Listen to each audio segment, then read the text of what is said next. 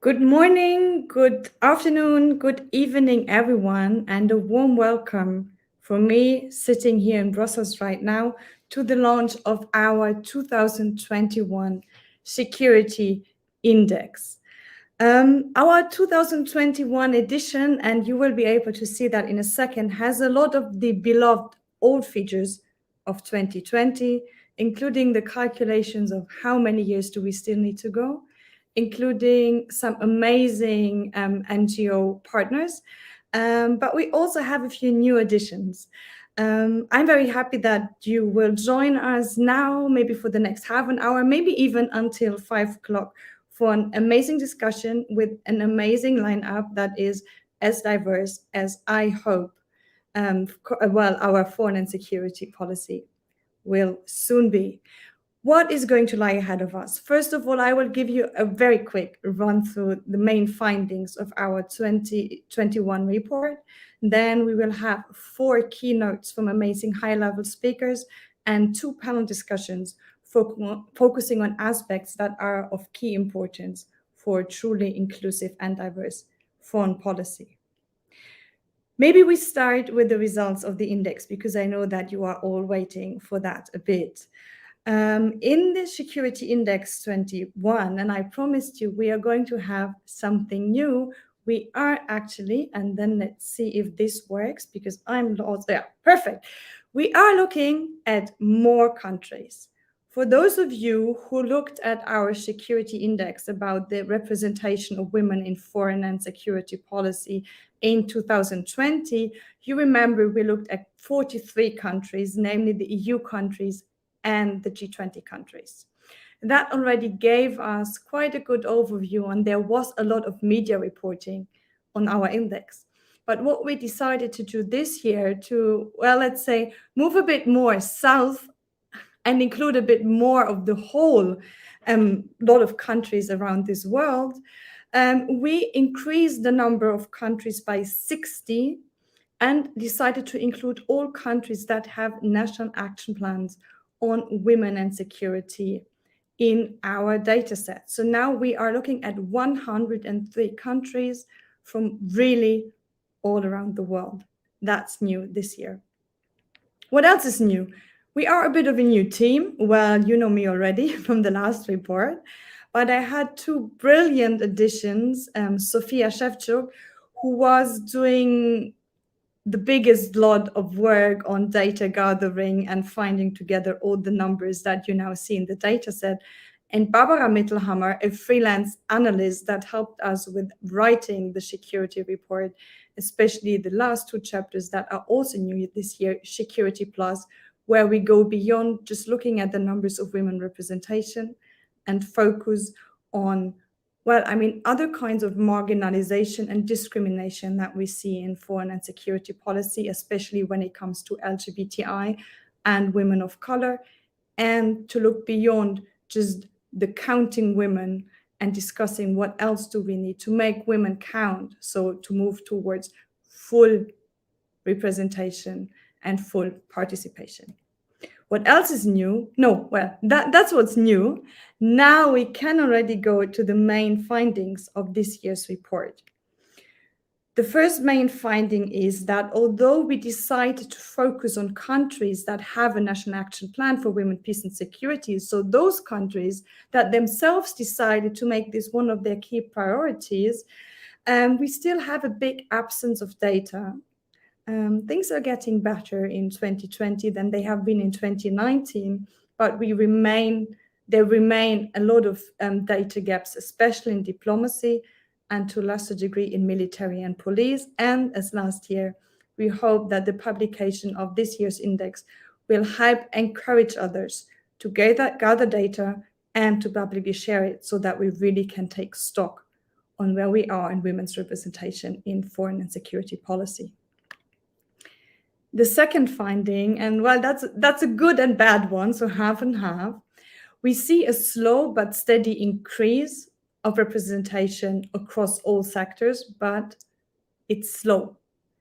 You will be able to run yourself through the data set and see for all the sectors, for all the countries, how many years it's going to take to full parity to full 50% women's representation in these sectors. In some cases, this is very, very far away, and that is unacceptable to a degree that we really need to speed things up. That is also one of the results of this year.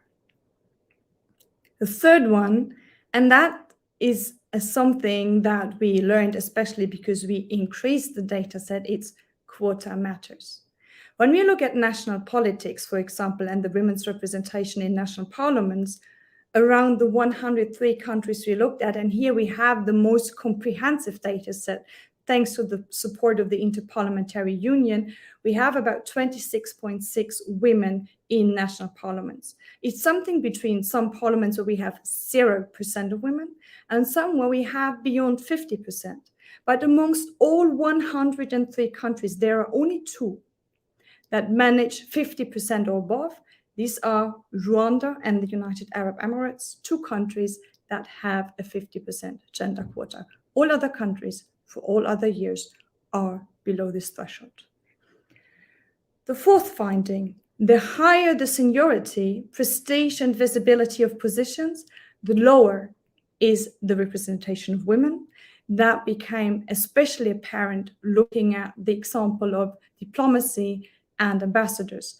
Whilst we have in diplomatic services nearly gender parity with 43.7% of women in diplomatic services and 47.6% of women as staff working in foreign ministries, only 25.5% of ambassadors are women. So there is still somehow a glass ceiling in place, also in European Union countries.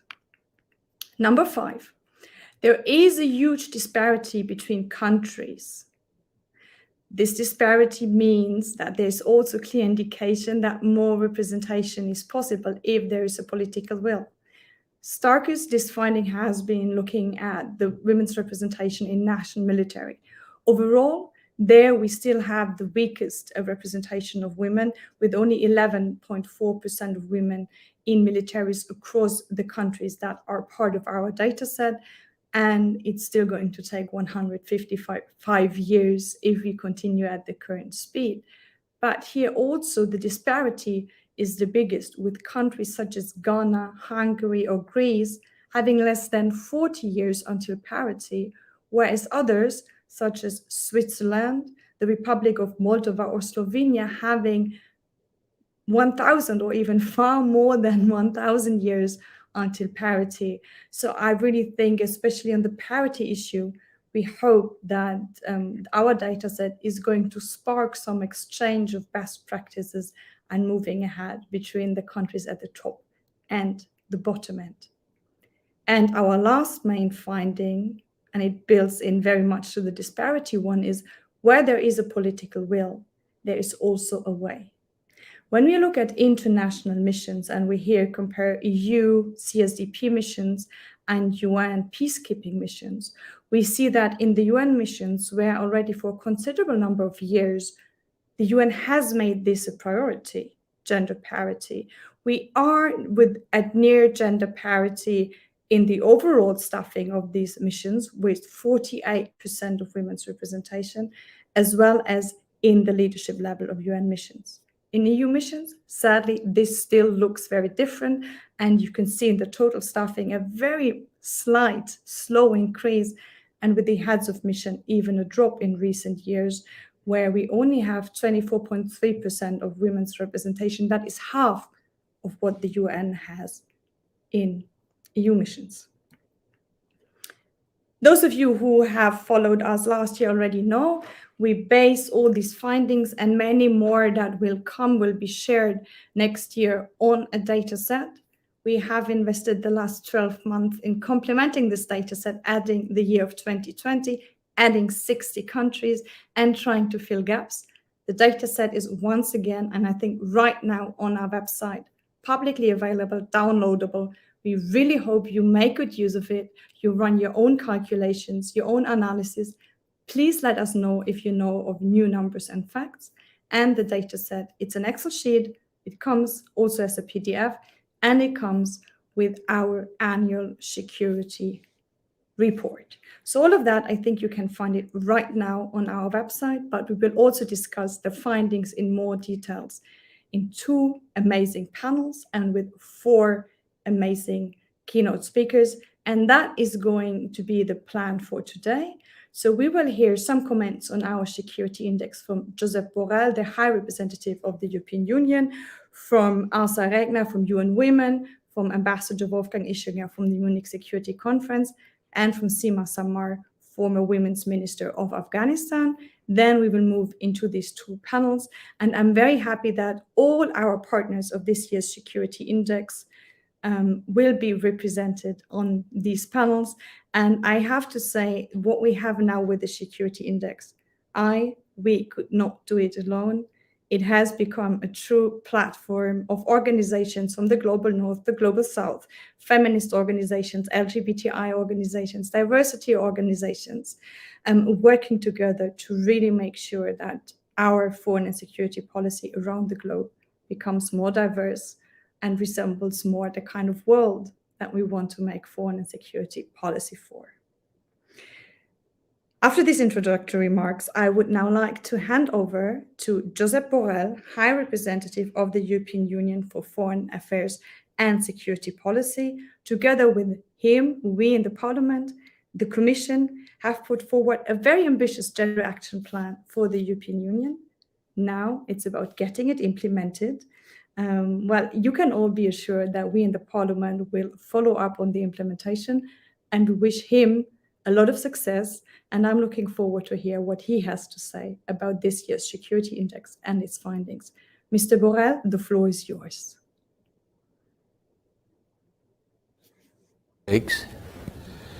Thank you for your invitation to speak at this event on the SHE Security Index. Gender equality is a universally recognized human right and a political priority, and at the core of European Union values. Across international and external action, it is essential for our well-being, for our economic growth, for prosperity, good governance, and indeed, for peace and security. On gender equality, the European Union is determined to lead by example.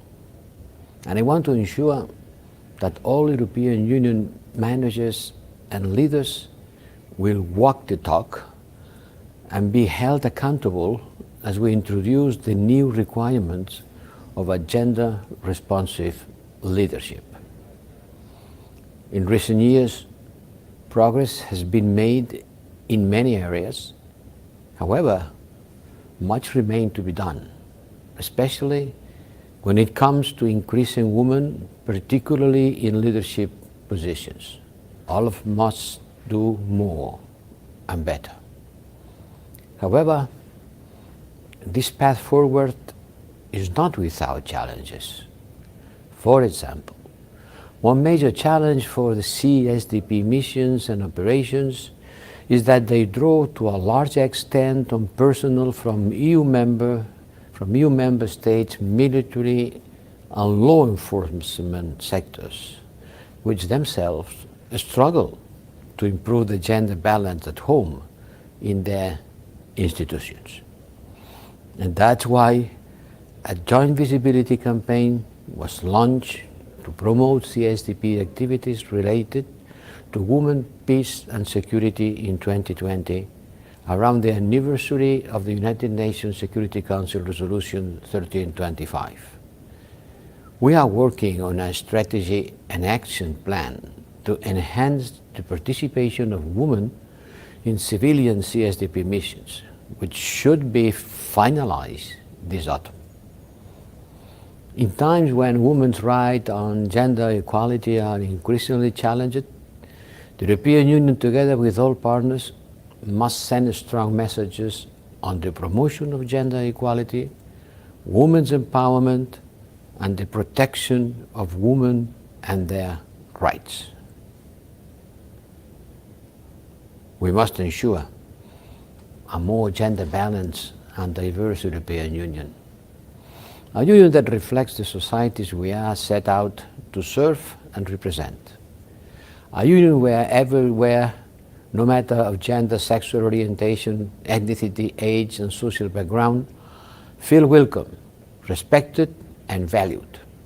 This is something that we have to work on together with the European Union, and the European Parliament plays an important role, being the representational body of all European Union citizens. The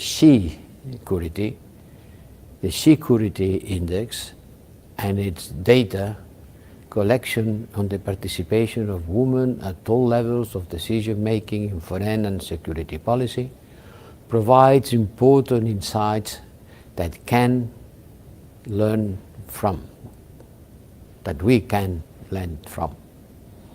as to where we stand, as to what we miss, and as to how we can get better. To get better in politics and diplomacy, to get better in military, in police, in civil and military missions, and in business. That's our purpose. This is our commitment. This is our engagement. Thank you for your attention.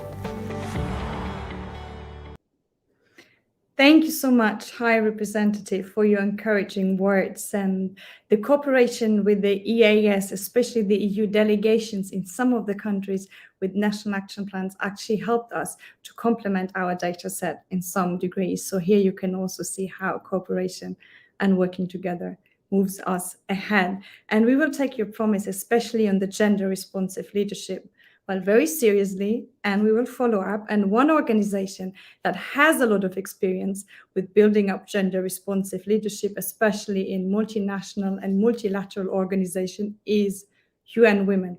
And that is why I am very happy that we have Asa Regner, the Deputy Executive Director for Policy, Program, Civil Society, and Intergovernmental Support. So a huge portfolio with us.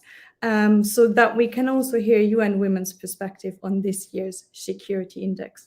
Asa, the floor is yours, and thank you to UN Women for the support for this year's Security Index just as much.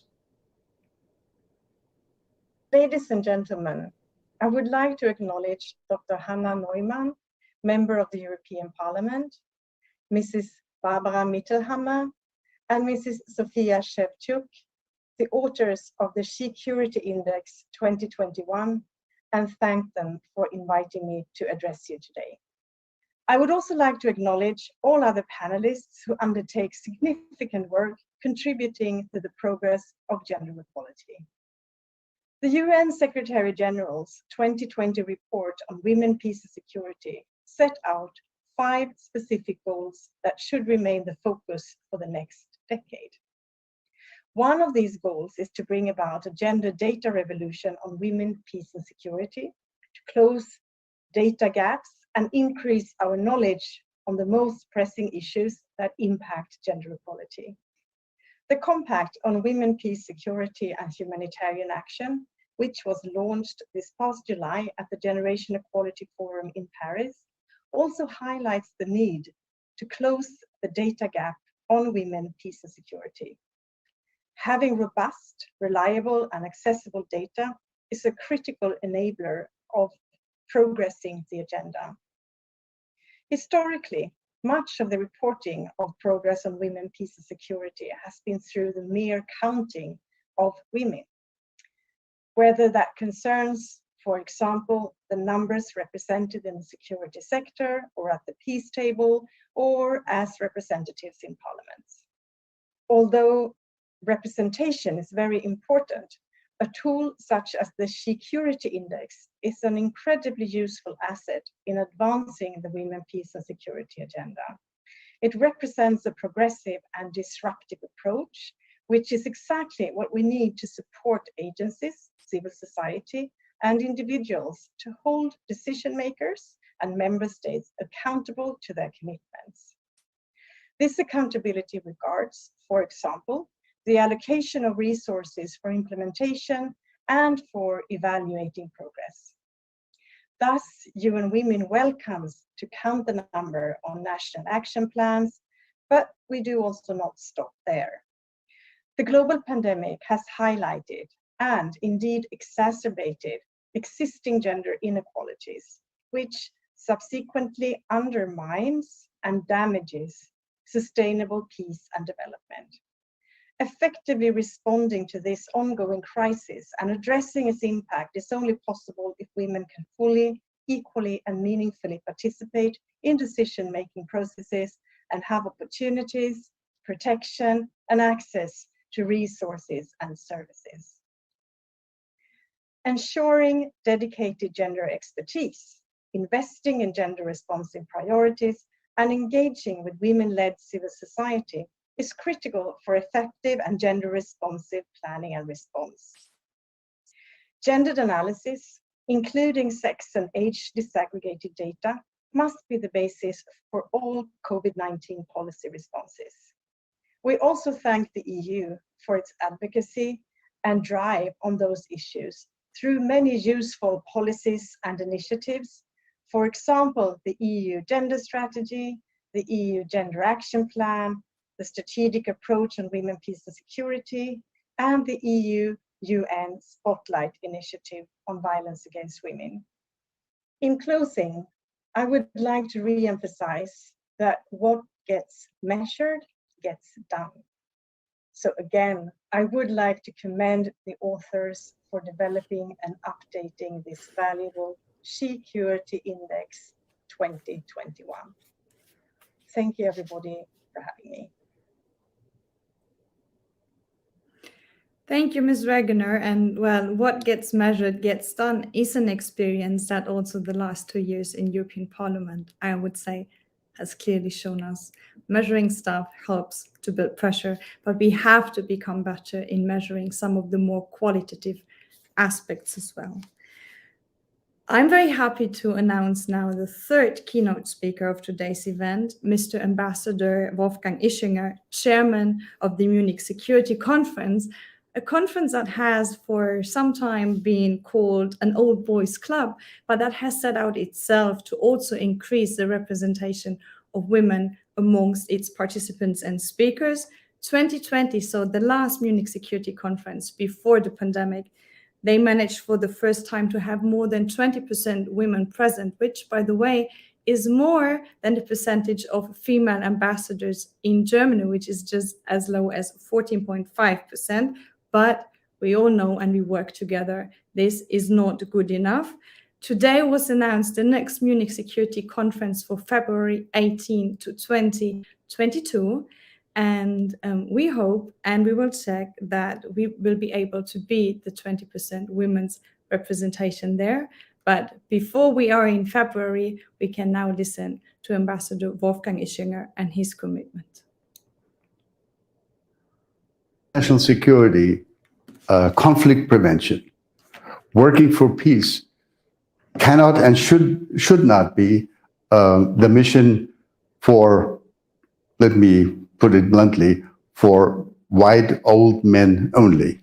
It is, of course, very, very important that more women join the chorus of those who worry either in academic work or in governments or in NGO and other activities for peace, security, and conflict prevention and conflict resolution. We at the Munich Security Conference have actually made quite a bit of progress. I'm very proud to say that more than 50% of my staff, now numbering more than 60, more than half of our staff are female. And we have females in our leadership team.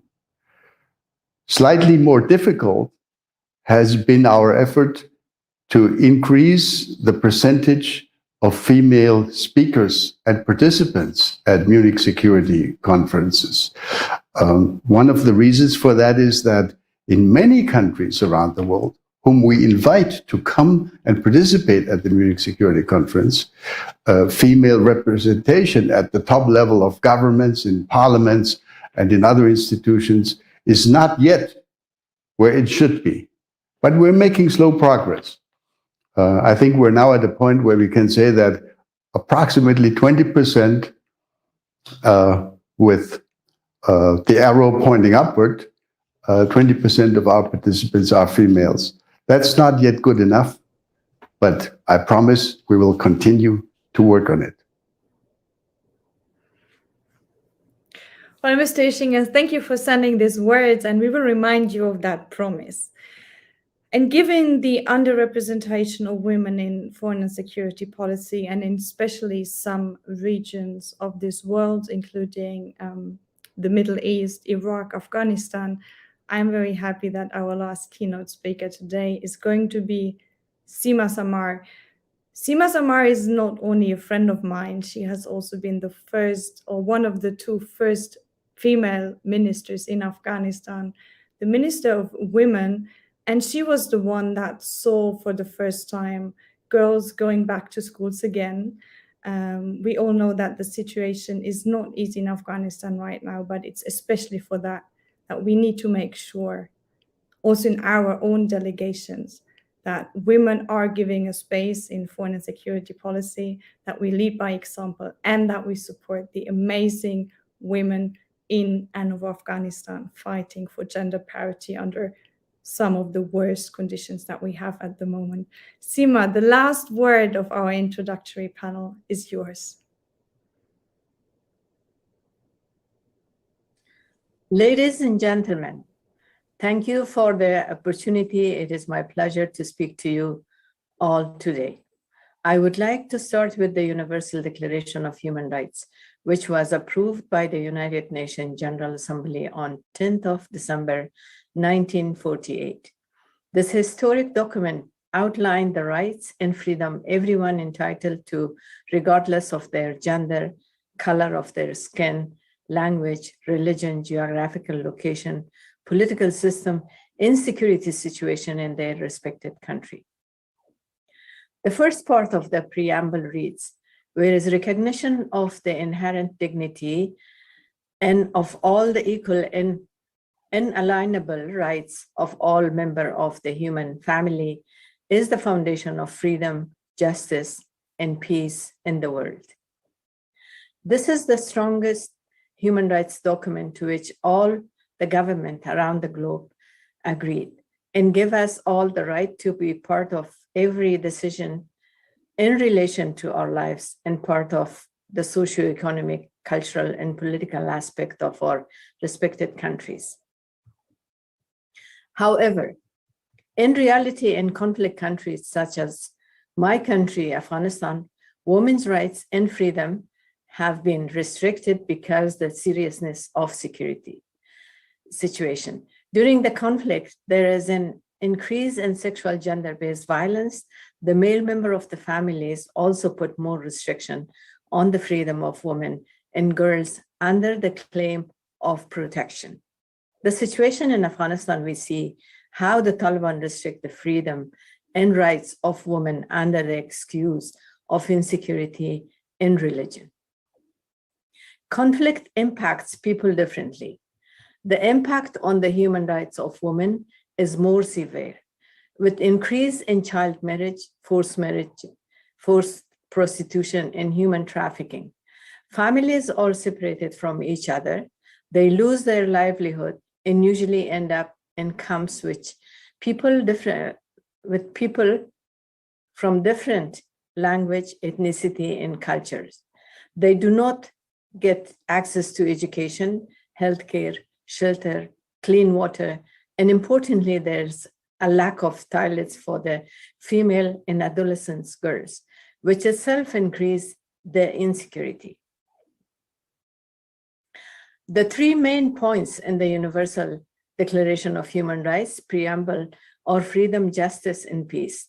All of the rights mentioned above is not possible without security for everyone, particularly for female and minority groups of the society. Freedom, people lose their freedom of movement, choice, and expression, their freedom to choose their profession, and their freedom to choose their life partner. Freedom is a basic requirement of all human beings. This human rights belongs to everyone as far as we do not restrict and violate the rights and freedom of the other people. This right is restricted in many countries. especially for the women under the name of protection, security, and religion. Justice. Access to justice is a basic human right in need. Social justice is an important part of life. People lose their basic rights when there is no rule of law. Rule of law and access to justice is an important ingredient of security. A society without rule of law and justice is insecure as life and jungle. Peace. To live in peace is a basic human right. Peace does not mean only the end of the war. Peace means to live with dignity and be free from fear and wants. To build a peaceful society, we need to include people in the peace process and peace building. Women must have full and meaningful participation at all levels for sustainable peace and security to be possible. Patriarchy and militarization will not improve the society, but respect for human rights, promotion of equality, and fight against discrimination, equal participation, ownership of policies, and rule of law will promote human security in the country. Unfortunately, the absolute majority of the people in my country do not live without fear and wants. The security in graveyard is not what we want in Afghanistan. Recommendation. First, recognize and support the existence of women and their abilities as equal persons with dignity. Women should be included in every socioeconomic, cultural, and political aspect in the country. Do not use their presence symbolically. Support them politically and financially. Do not put them in a position without political and financial support to make them a failure. 2, commit honestly on principle of human rights. Do not use the excuse, respect the religion and culture of countries to not promote human rights. The principle of human rights is not Western values. It is a set of values for all human beings. 3, finally, we will not have prosperous and sustainable security and peace without full rights and participation of half of the population. The pandemic showed the military power, advanced weapon, and strong border control does not guarantee the human security. People-centered and human rights-based approach will promote human security. The lesson what we all should learn. Thank you. Thank you, Sima. And listening to you really reminds us we do not need to give women a voice. They have a voice. What we need to do is to listen to them and to make sure that they have a place at the decision-making table, one that comes with full and equal participation and not just being the nice-to-have addition, as you said, Sima. And this brings us now to the more interactive part of this afternoon and the first panel called Beyond Women. I have all speakers with me in the room right now. That's amazing, except for one person. That is Deborah Hines, who wanted to run this show as a moderator. She needed to cancel last minute, so you will have to bear with me for another 90 minutes. I hope, or for another, 90 minutes. So I hope that's fine with you. But I would like to bring in, for the start and the kickoff of this panel discussion on Beyond Women. So what else do we have to look at in foreign and security policy when it comes to marginalization, discrimination, and unequal representation aside of women? I want to bring in Barbara Mittelhammer, who has been my co-author, one of my 2 co-authors. Hi, Barbara. Of this security report. She's a freelance analyst, but has done a lot of publications on feminist foreign policy, especially looking at how can we apply the concept of feminist foreign policy to rather tricky settings, such as the one in Syria or Iran. And she will give us, I think, a short overview of our findings in the Beyond Women section of the security report. And then we hand over to the amazing panel with Sahar Moazami from the United Nations Program Officer working for Outright International, Anastasia Bifang, who is the vice chairperson and of the working group for homosexual members of the German army and a battalion commander, and Shalonda Spencer, I'm sorry, for Women of Color Advancing Peace and Security. And I will further introduce them before I give the floor to them. But now, Barbara, the floor is yours. Thank you very much, Hannah, for the introduction, and yes, for giving me the opportunity to present the chapter. And as you already said, with the index, we are looking at the numbers of women participating in peace and security. And trying to increase those is one important step, but we need more to finally achieve gender equality.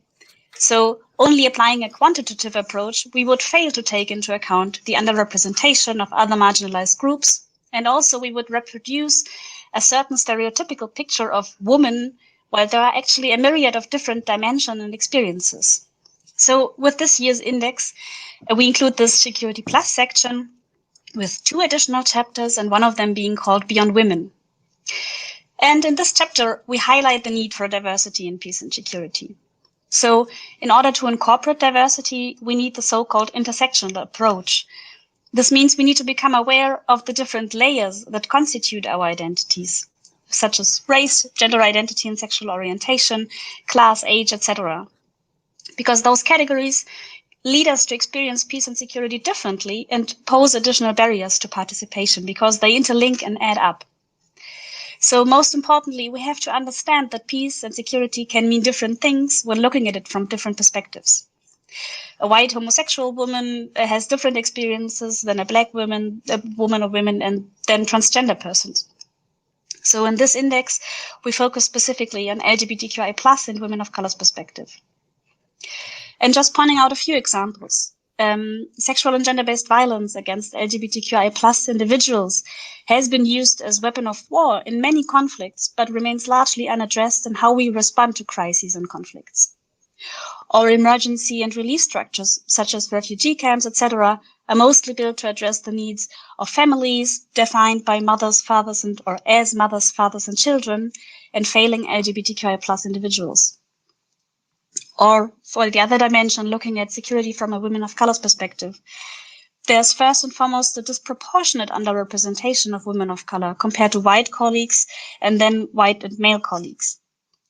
And secondly, our understanding of security does often enough not account for the experiences of women of color, looking at structural racism originating at domestic level. And this is also true and applies for international organizations working on peace and security. And there is, of course, much more to add, but I'm going to leave it to our distinguished panelists. But let me just add one more thing, and we have decided to focus on these aspects this year, but there are, of course, much more dimensions to consider, and next editions of a security index might focus on different aspects here. So thank you very much for the opportunity to present this part. Thank you, Barbara. And what I think helps a lot in reading the report is to see that some of the aspects like security looks different depending on the background that you have, on the gender you have, on the skin color you have, or on the sexual orientation you have. It looks different, and we need to address all these different perceptions of security. It's a bit a step that we have walked already when it comes to the way security feels for women and how we need to address it in the women, peace and security agenda. But we have somehow not managed so far to address it with the same degree of sincerity and sensibility, I think, when it comes to the other kinds of discrimination that you mentioned so far. And that's why I'm very happy that we'll do that now and today. And maybe we can bring in the speakers on our screen now. So we have them all with us. Perfect. Good to see you. We have worked together in different settings already, but it's now very nice to have you on the screen, all of you together. And I would actually like to give the floor first to Sahar Moazami, who works for Outright International, an organization that looks especially at the situation of LGBTI and also focuses on their role in foreign and security policy. Sahar is an attorney with a focus on international human rights law.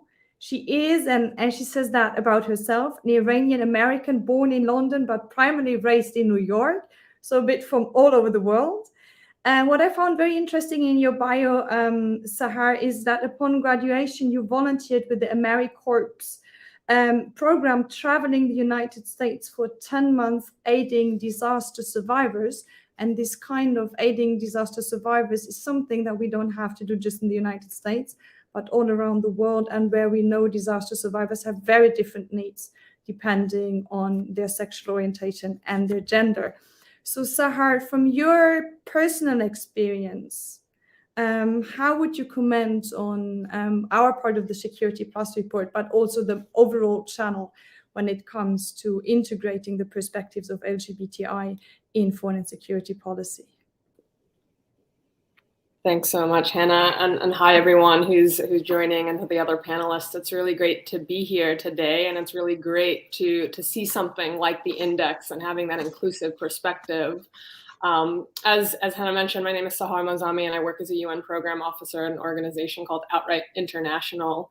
And Outright is it's a 31-year-old organization working to promote and protect the rights of LGBTI individuals globally. And we also are one of 19 members of the NGO Working Group on Women, Peace, and Security, which is a group here in New York engaging with the Security Council on a daily basis around these issues. And with that history, we also were one of the groups, one of few groups that were able to push for the first time ever in 2014, the Security Council to really take up these issues, to speak about LGBTI experiences. And in that ARIA or informal conversation, we specifically looked at the impact of the actions of ISIS on LGBTI individuals, and particularly gay men in Syria and Iraq. And there's a couple of reasons why it is vital to speak about the experiences of LGBTI individuals in conflict, particularly when we're looking at the Women, Peace, and Security agenda, but also more fully in the ends to achieve long-lasting, sustainable peace. First and foremost, women are not a homogenous group, and we know this. And what we risk by falling into that narrative of only speaking about women in this general sense is replicating the very structures that impact people of all genders. And that's the essentialism of people's gender, and saying that there's something inherent about being assigned X, Y, or Z at birth. And when we do this, we're losing the very essence of why we're talking about gender-based violence, and we're losing the ability to get to the root causes of this violence. Violence against LGBTI individuals of all genders speaks to root causes of violence in conflict areas, similar root causes that affect cisgender heterosexual women. The way in which women, LGBTI individuals, and all individuals who transgress norms push back against systems of oppression, such as patriarchy and other power structures. And these very power structures are the structures that produce conflict itself. So without bringing to light the work of LGBTI activists who are very much present in areas of conflict and doing that work, but part-time or for a lot of the time, it's, against a lot of barriers in terms of access to, visible platforms and ability to tell their own stories.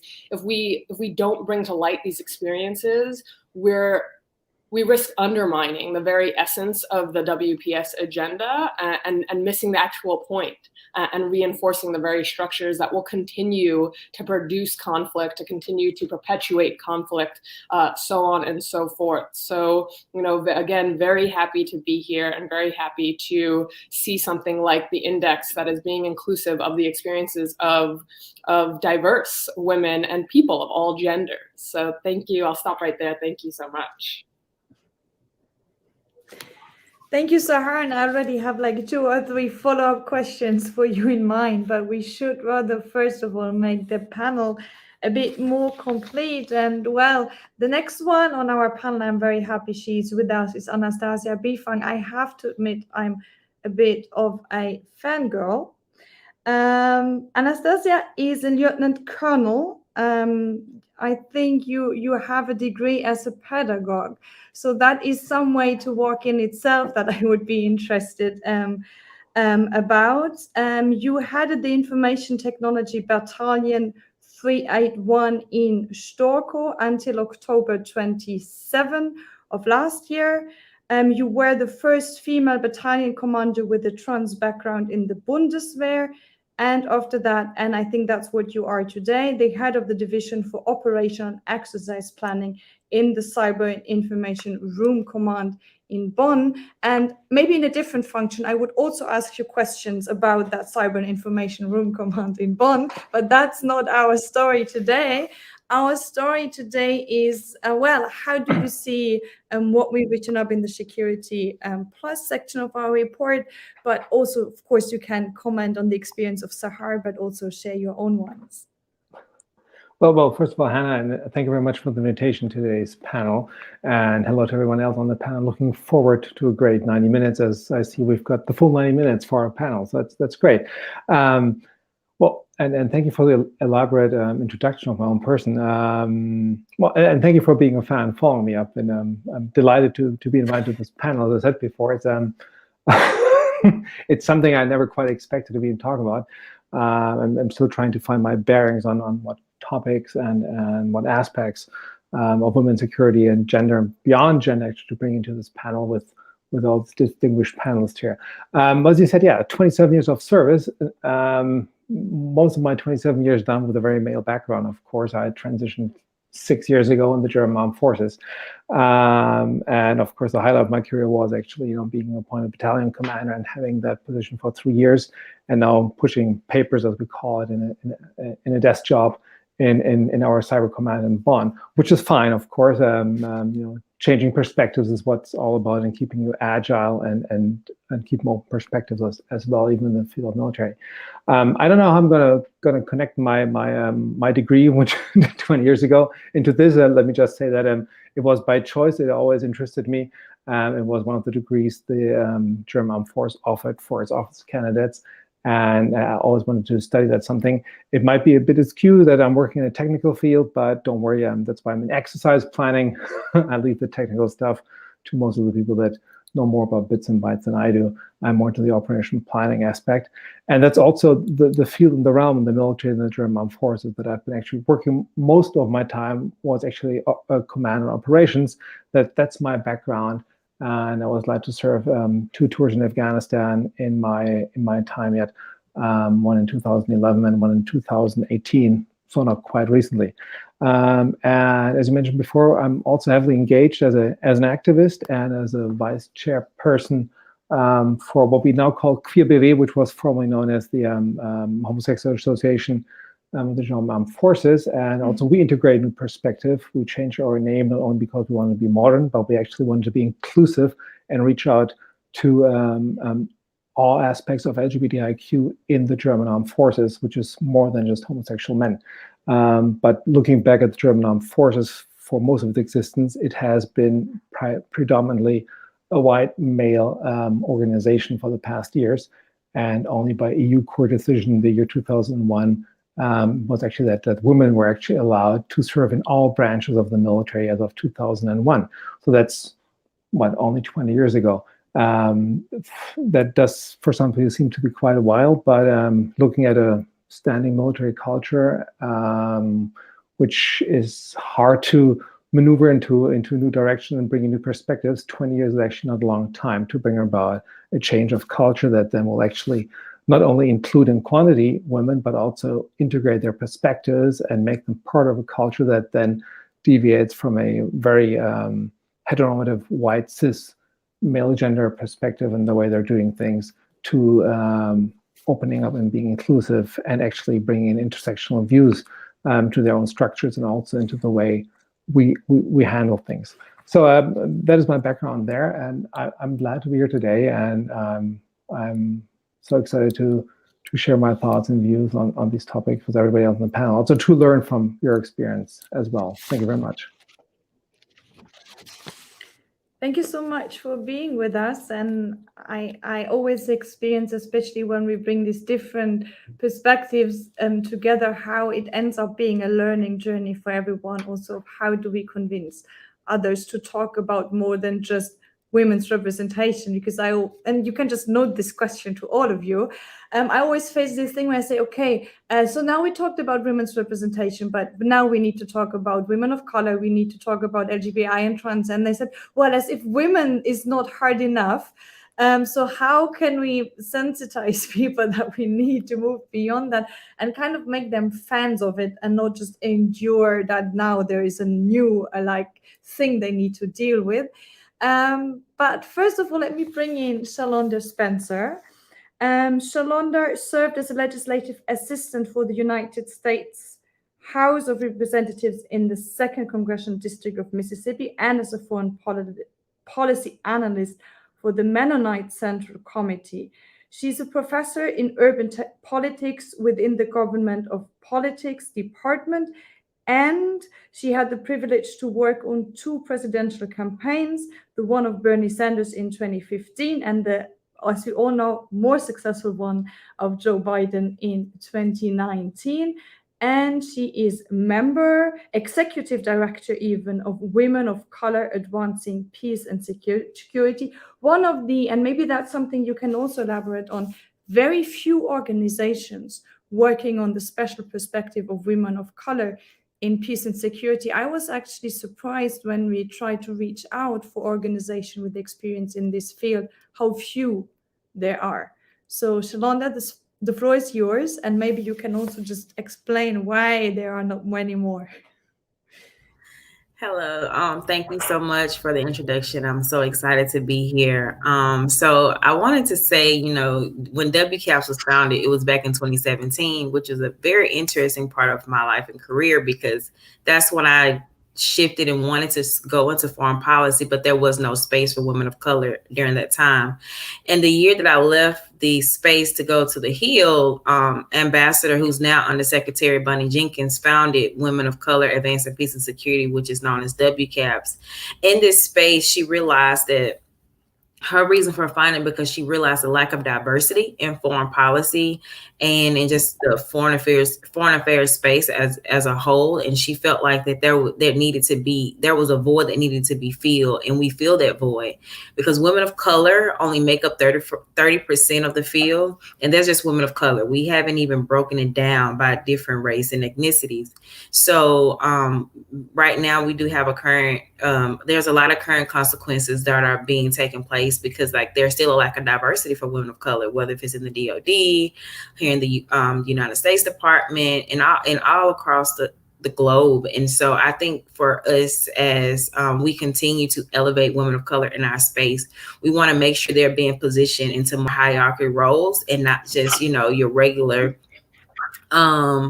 roles that does not give you the autonomy to truly think strategically and be and make this executive decisions when it comes to foreign policy. And one thing I like to say is that, without women of color and not seeing the lens of women of color in these spaces, you still continue to have the white supremacy general, men who have their broader perspective, and they leave the women out of it, and then not realizing that international issues affect us more, whether if it's domestically and internationally, which is where the intersectional comes from.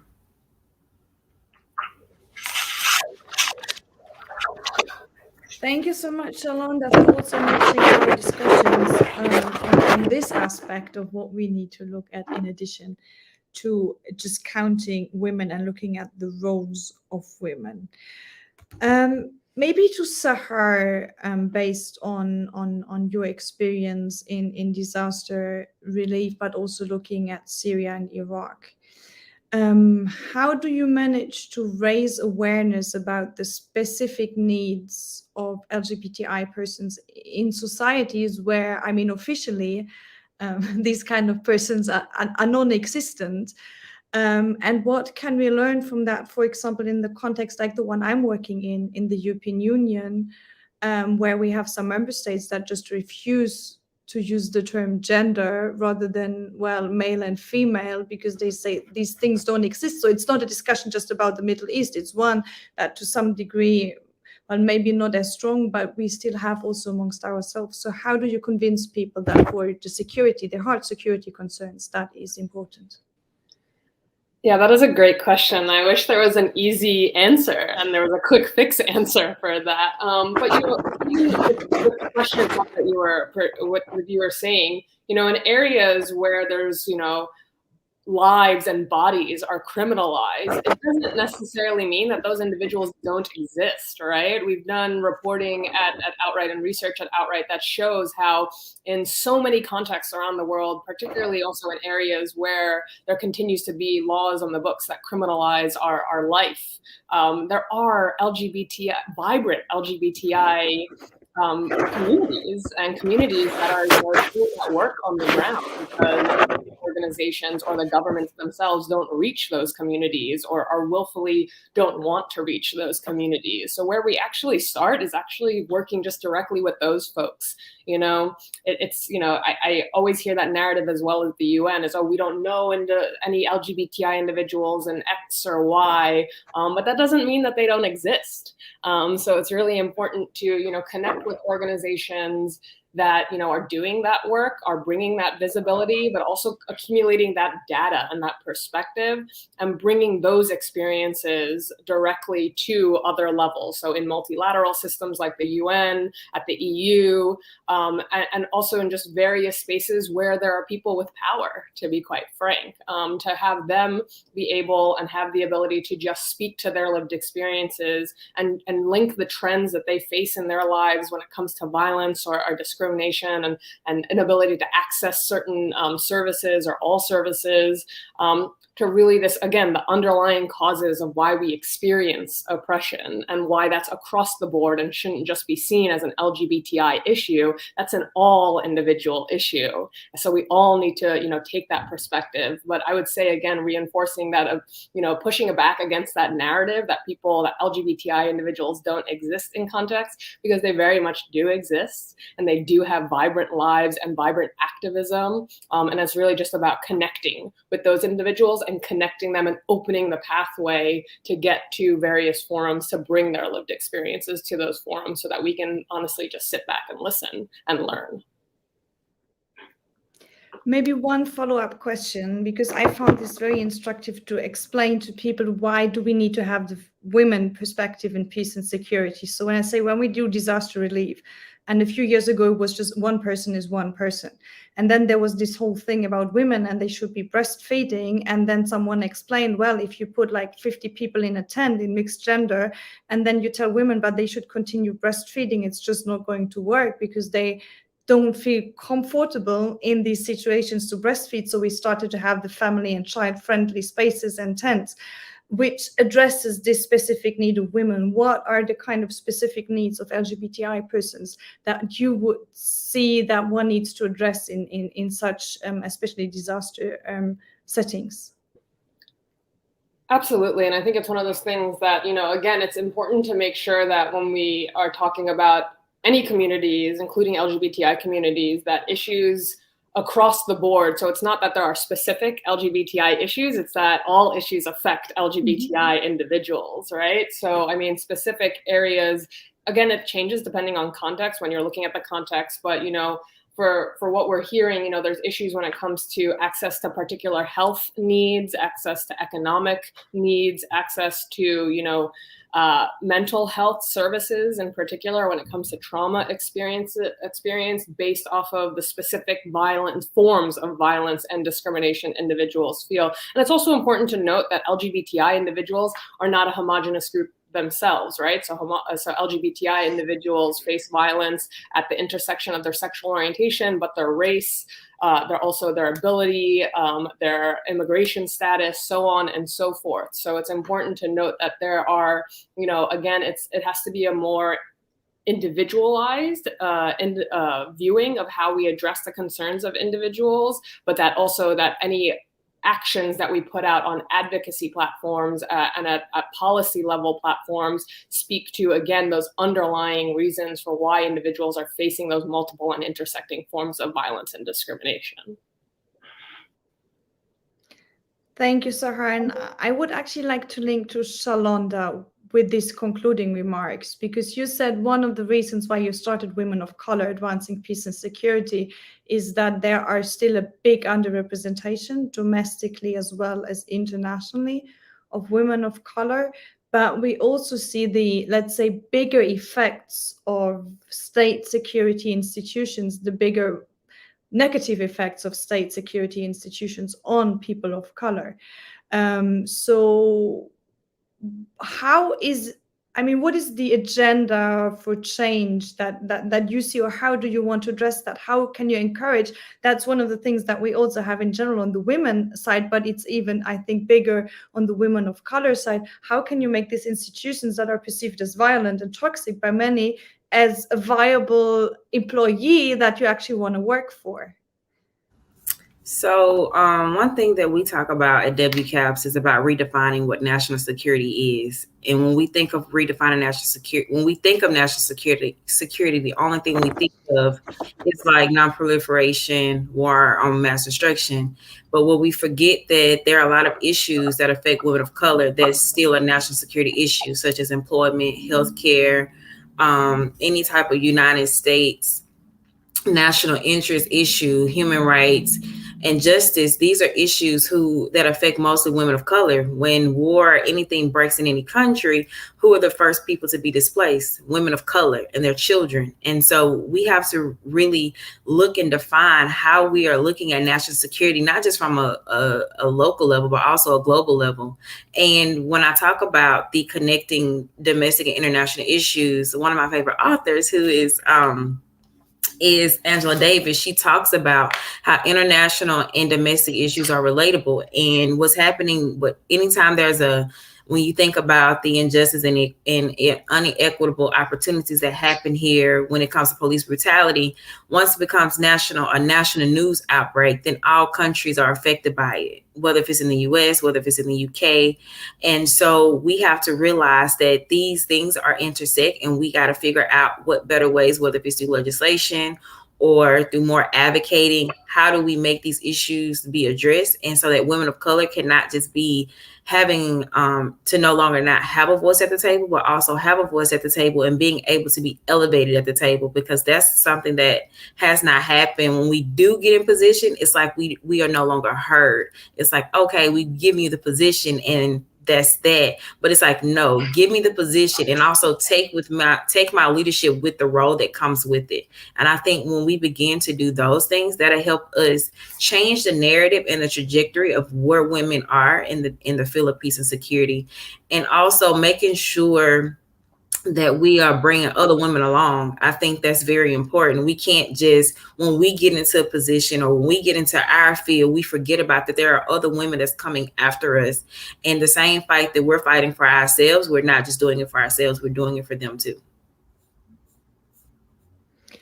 Thank you, Shalonda. And an additional thing and do not just put us at the table, but really take our leadership and our perspectives into account, is also do not count us in because we are women, we have to talk about the women's issue, or because we are LGBTI, we have to talk about the LGBTI issue. And having said that, I feel a bit guilty that I'm doing exactly that with you here, but maybe the context is a different one.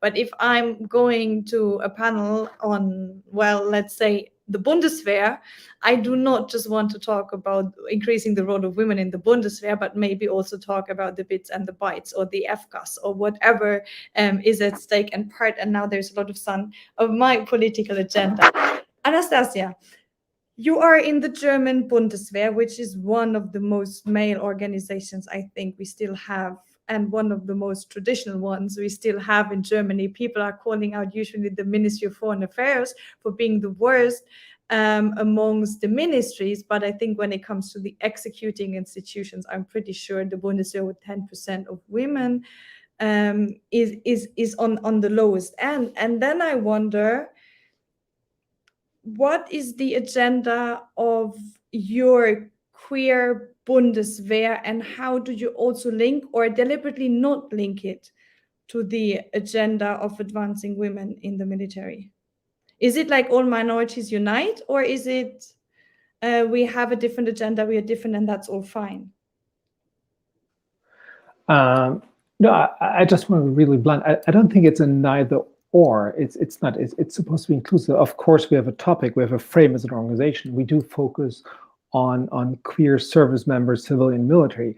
I mean, that's our outlook. That's the platform we like to offer. We're all.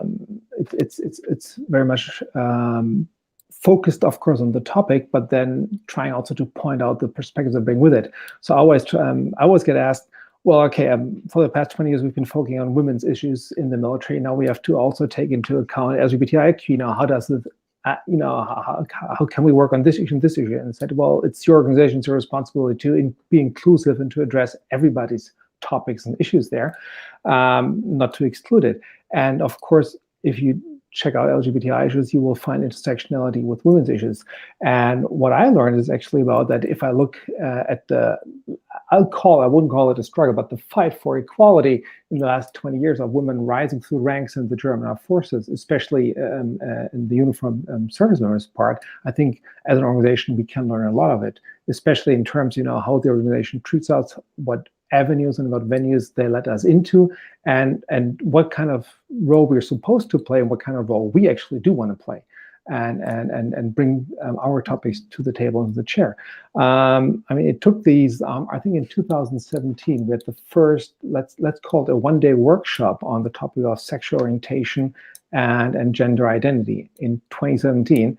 And I will not hold back with my personal opinion that that's probably the only reason we ever had this very visible workshop was because we had the first female Minister of Defense, Ursula von der Leyen, who started serving in 2013, and then was followed by our now serving Minister Annegret Kramp-Karrenbauer. And I do think that this actually brought a whole totally new perspective on the political leadership of the German armed forces, which was very important.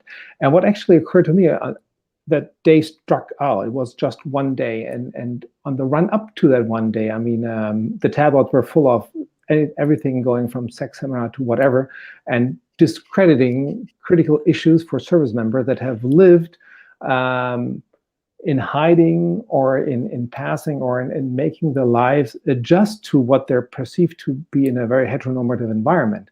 And this was actually to speak out with their own voice, with their own view to a political and military leadership to see what does it actually mean to serve as a lesbian soldier, as a trans soldier in the German armed forces, with a service history of maybe 5, 10, or 20 years. What does it actually mean? What do you have to do to get up every day to bring at your best and be integrated, to be part of a system where you do actually want to perform your best, but also maybe have the feeling that you can't be all you actually are, because that is not what the organization entails. And so that perspective is very important, because we always hear about we have to talk about the issues off. We have to talk. We have to focus on the concerns off. That is very hard to do when there's no credible data, and that is not just quantitative data that you arise.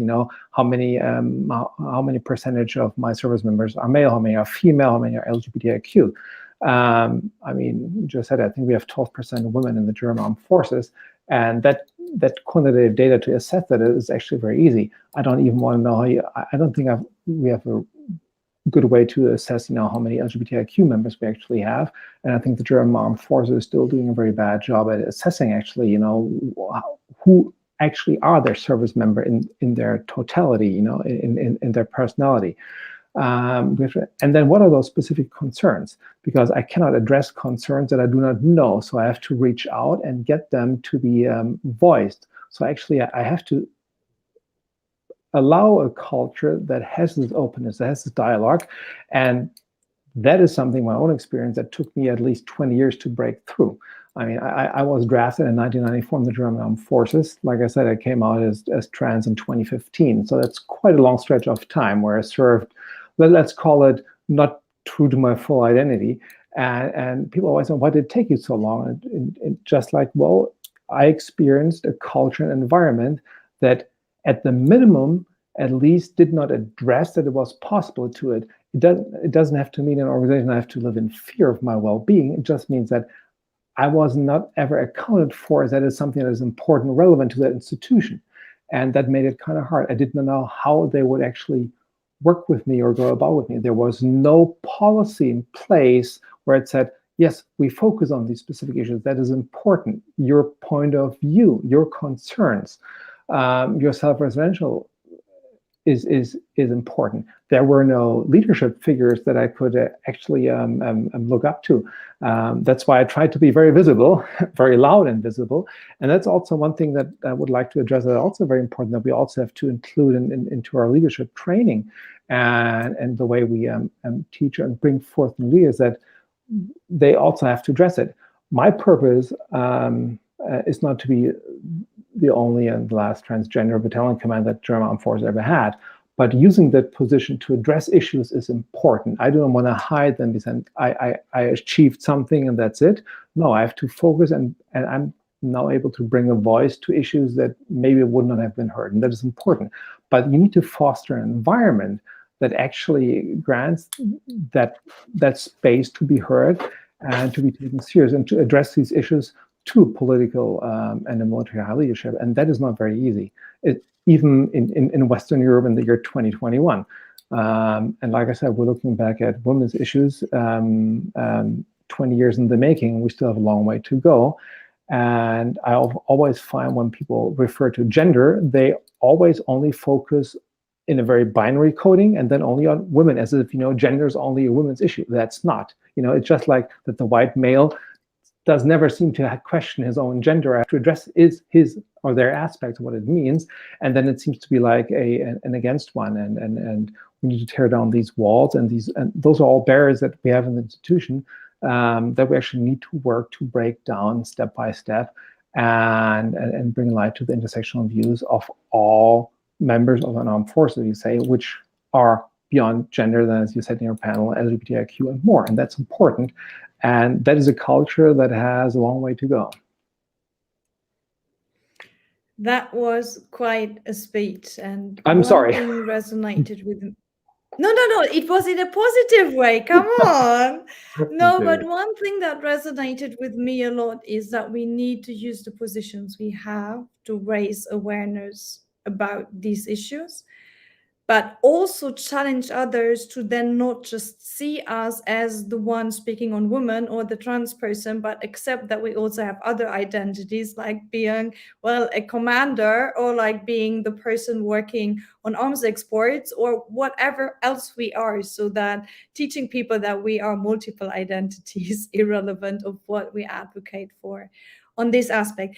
But something I have also taken from your speech, and I would like to ask Sholanda how she sees it. You said one of the crucial moments for you was actually that you have been invited to a kind of workshop, or there was a platform for you where people were interested in who you are, what your experiences are, how you would like to see things change in your organization so that you can be more truly yours, and that you feel that people respect more of who you are in all these aspects. And it's one of the key questions. How do we create this kind of culture that people actually feel respected and also feel fine to speak out on this? Sholanda, what was kind of an experience that you had where you would say that's something everyone should learn from, and that's how we can create this kind of culture in our own institutions? Because I think that is one of the key steps that we have to walk at the moment. I like to refer to WCAPS because I feel like we're a very unique organization. But one thing we do, we create safe spaces. And I think when you're creating safe spaces for different, that's the purpose of our working groups. We have about 15. They're all in different avenues in the field of foreign policy. We have our initiatives and they are great, which is like, we have one for like WCAPS is out, where we have a space for LGBTQ, and we have a space for people like, HBCU Connection, which is where, we get MSIs in predominantly Black institutions so that students can have a space there. And we have OIS, which is our Orgs in the Solidarity, where we created a space for for white supremacy led at first, organizations, but, they are trying to diversify their space and become educated on what diversity, equity, inclusion is. And so whether if it's an organization or whether you are an individual, it's all about creating spaces so that people can be heard and people can have that voice, but also creating a space where people don't have to feel like they're excluded. And when you begin to include everyone in every process, whether if it's in government, nonprofit, in these like social justice and advocacy spaces, you begin to get more people who are engaged. And because I come from a political hat, I love the word engaged, because in order for you to bring people aware of what's going on, they have to be engaged in what's happening. And all of these issues that we talked about, just, from all of our perspectives, they need people who are engaged. And so the only way you can do that is by creating those spaces where they can have that autonomy and have full capacity of who they are as a person and feel comfortable in those spaces. Sahar, I can imagine in the context in which you work, this is even more difficult. So how can you have people who have had this this long time of incredible discrimination in their lives? How do you manage to make them talk about their special needs, and so that, it's possible to address them in a way that they feel they are part of it? Yeah, as you can imagine, an institution like the UN is quite a difficult space for folks from diverse backgrounds and including LGBTI individuals. Sometimes it's a very, let's say, interesting space to be in. But again, it's not, the role of Outright isn't, managing per se building the ability of an individual to speak. Like, the activists that we've worked with and have been able to bring to places like the UN when we weren't in a virtual platform, or just open up, access to the UN by providing insights about what the point and focus of a specific forum, that the focus there is, really just opening up the space, because those individuals, they have the experience.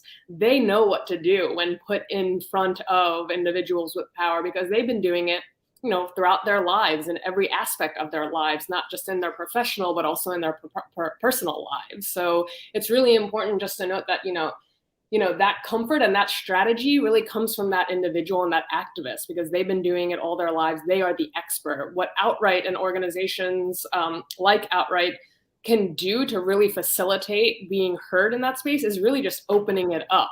We have the ability and the privilege to be in spaces like the UN on a daily basis and building relationships with diplomats and various government representatives and UN agencies. And what we need to do is then transform that knowledge that we have into a resource for folks on the ground who don't have that ability to do it on an everyday basis, because they're doing so many other things. And this is just one additional space that they want to be in to push their work and also their personal lives, and to just be able to open up that ability for individuals to realize that, what they're experiencing matters and they need to be heard.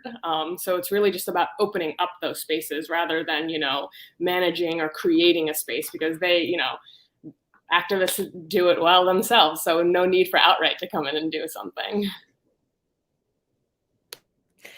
So I heard from all three of you, it's about opening a space, but in which it's communicated that truly interest. So there's a true interest. It's not just the made up space so you can tick the box that you did the LGBTI or the women of color consultation, but with the truthful interest, creating sensitivity that is something to take into account, that that different people have different needs, and then to provide tools to address them in the given context. Which, to be frank, all of these things do not sound very different from what we are advocating for in Women, Peace and Security agenda, just on the women's issue. So that's a question to all three of you, and I'm interested in a quick response. I perceive now I'm talking as the politician. The Women, Peace and Security agenda, it's 20 years old. It's difficult to reopen it, but I think it lacks the intersectionality perspective, including on the issue of LGBTI, also a bit on the issue of people with disability, on the issue of women of color. Would you prefer a fight to include these different intersection aspects in the women, peace and security agenda? Or would you prefer that each and every one of them is taken in its own specificity and raised as an issue of concern? I'm going to start with Anastasia. Personal opinion. No. I think it should be inclusive. Very it's much only so. Personal opinions. No, that's good. No. What I hear of activism, what I always find interesting, if I look over at the military and look in especially in the LGBTI movement in Germany, I see that there's a very strong connection with the LGBTI movement and the women's movement, always there. Because from an outside perspective, we're always talking about marginalized groups that have been denied access to power structures, groups that have been marginalized in economy, in military, in leadership positions, everywhere. So the struggle is the same. The perspective might be different, but trying to create a true equal space, not just in quantitative, but also in accessibility and also in being heard and shaping the world according to all these views. I think that is what the strong suit is. So like that, it does not, they do not exclude each other. They can learn from one another.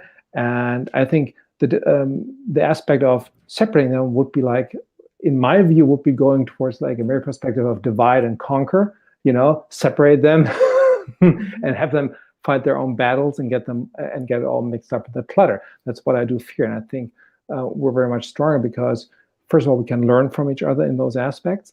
We have a better understanding what it means from a minority position to speak and trying to be heard and make ourselves being heard, and that gives stronger. And I think that aspects of critically fighting against a culture that has been that's experienced by individuals oppressive, I think brings them also together. So the quick answer will be no, not divide them. There's lots of commonality in there, and the more the stronger. Thank you. I saw you, Shalonda, nodding, but I'm sure you have something to add. No, I honestly agree with him. I mean, with her. I'm so sorry, and I'm just trying to understand the way that we can do these more often, where we're making these conversations inclusive and not separating them, especially when it comes to different genders and different roles. Because when I also think of the agenda that was pushed out, because I'm still a little bit new to the space. I'm coming back into international policy, and I read it. I'm realizing that there was that lack, and I don't think 20 years ago we thought we would be right where we are now politically, when it comes to the gender-based and especially gender-based violence and all of those things that's happening in a global perspective. And so we have to go back to, I feel like we have to go back to the drawing board and look at the agenda again, and to make sure we're including everybody in that agenda and not separating. Because when you do separate, you do get more of division. And I feel like we're already divided enough, and it's time for us to figure out how do we take these issues and come together so that equality can be across all spectrums and people. Thank you, Sahar. Yeah, absolutely. And I have the easy job of going last and just saying completely agree with my fellow panelists. And, it's really, for me, when I look at it and think about the inclusive nature of the WPS agenda, is that it was created, and at the time when it was created, it wasn't created just to speak about women for women's sake, right? The underpinnings around the WPS agenda is to really pull apart why this is happening to individuals based off of their agenda.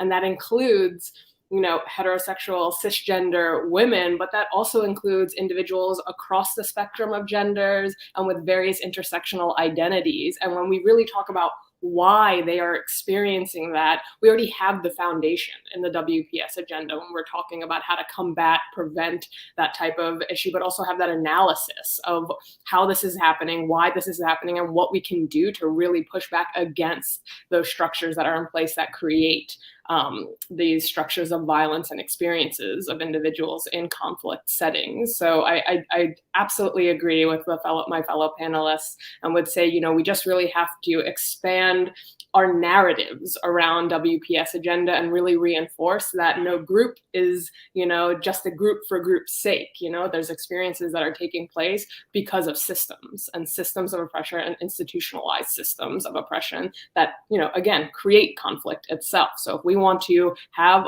sustainable, long-lasting peace, we really need to have this analysis and make sure that this analysis is really interwoven throughout all of our discussions on WPS, but also peace and security, because that's what we're trying to achieve, right? So it's about building a culture of diversity in our own institutions, which I think would also be contributive to settings of war and crisis, where it's also a lot about building this culture of diversity, walking the walk together. That's something I heard. So let's not have them divide us and, well, uplift each other. Now I see a question coming in from one of our viewers or listeners, and if you have other questions, feel free to ask them as well. I think we are on Twitter, on YouTube, and wherever you are joining us. From Jane Morris from Northern Ireland, who asks, has the LGBTI community been more successful in its influence on power than the women's movement? Who wants to take that one? I actually think, well, it's quite a challenging one. I can jump in, and yes, that is a really challenging question, because again, I don't know if it's a LGBTI versus women's movement kind of setting, whereas a lot of the work that we do here at Outright is working side by side with women's organizations. I also identify as a feminist, and I'm a feminist, civil society member. So it's breaking down that silo within itself of the conversation of saying, there's LGBTI orgs in this section, and there's women's rights organizations or feminist organizations in that section, where actually the struggle is intertwined, and you have LGBTI individuals historically being, front and center of women's rights movements and pushing the boundaries in different areas. So I think that question, it's maybe not a nice answer, but I would push that question back and say, it's actually hand in hand, and it's been working together since the beginning. I mean, there's been hiccups in different areas and pushback in different times and in different locations around, the inclusive nature of one movement or the other. But, from the beginning and historically, these movements have been intertwined, and people have been participating from various backgrounds in each and every one. And it's really about pushing forward against those structures and that influence on power being, a joint venture, let's say, by all who are invested in breaking these systems.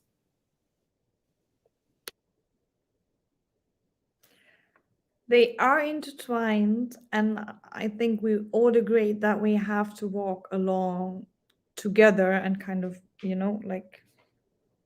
like the Beatles. But we still have our own, I think, main demands or main struggles, and they may be complementary, but sometimes they are not exactly the same, which is totally fine. But that's why I would like to do a quick round also with the three of you, given your specific institutional background, your specific national or regional context. And now you just take me as the politician, and you can shoot your three demands at me on how to fix things. I will be part of negotiating the German coalition agreement. So you have the one chance that very few people have at these times, your three key demands. We start with the Shalonda, because Anastasia, you have some time to think. I thought I needed more time. Well, Sahar, are you ready?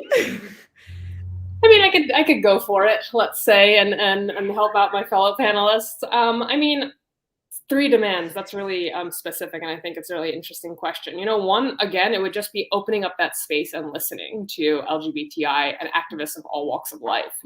Making sure that you're being directly responsive and listening to those on the ground. And linked with that, and I think Anastasia was talking about it in a comment before, that's so important, is when you're creating policies to increase that viewing around data, because data is so important, and without that data we are left in the dark really about what's happening in specific contexts. So I would say a data aspect in any type of platform is so important.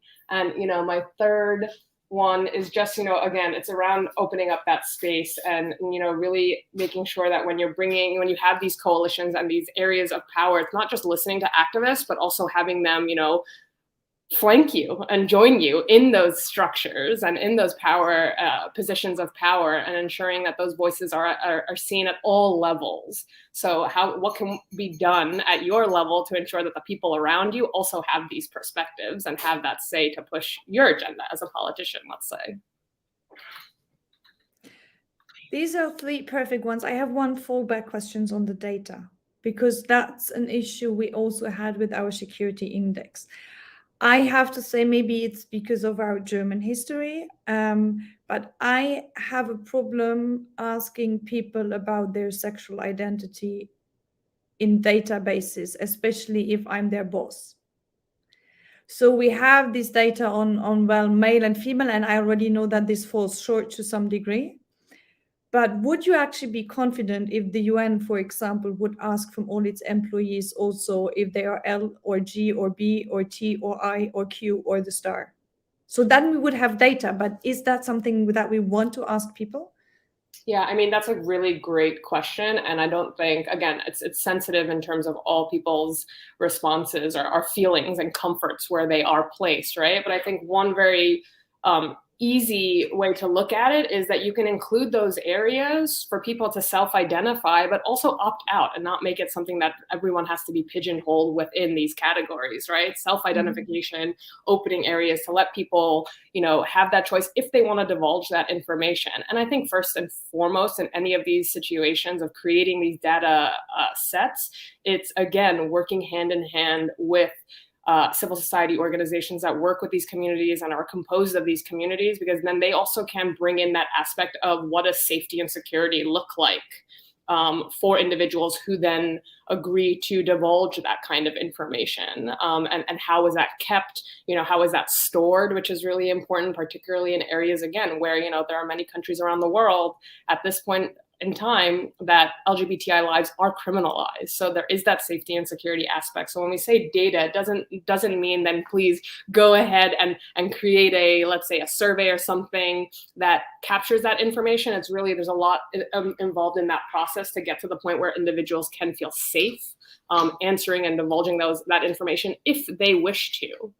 So again, putting that aspect of not making these things a requirement either, and making them closed spaces, because again, as we know, and as history moves on, identities are fluid, right? And we, those things will change over time as, social constructs change over time. So it's important to just keep that data set present, but open and responsive to individuals themselves.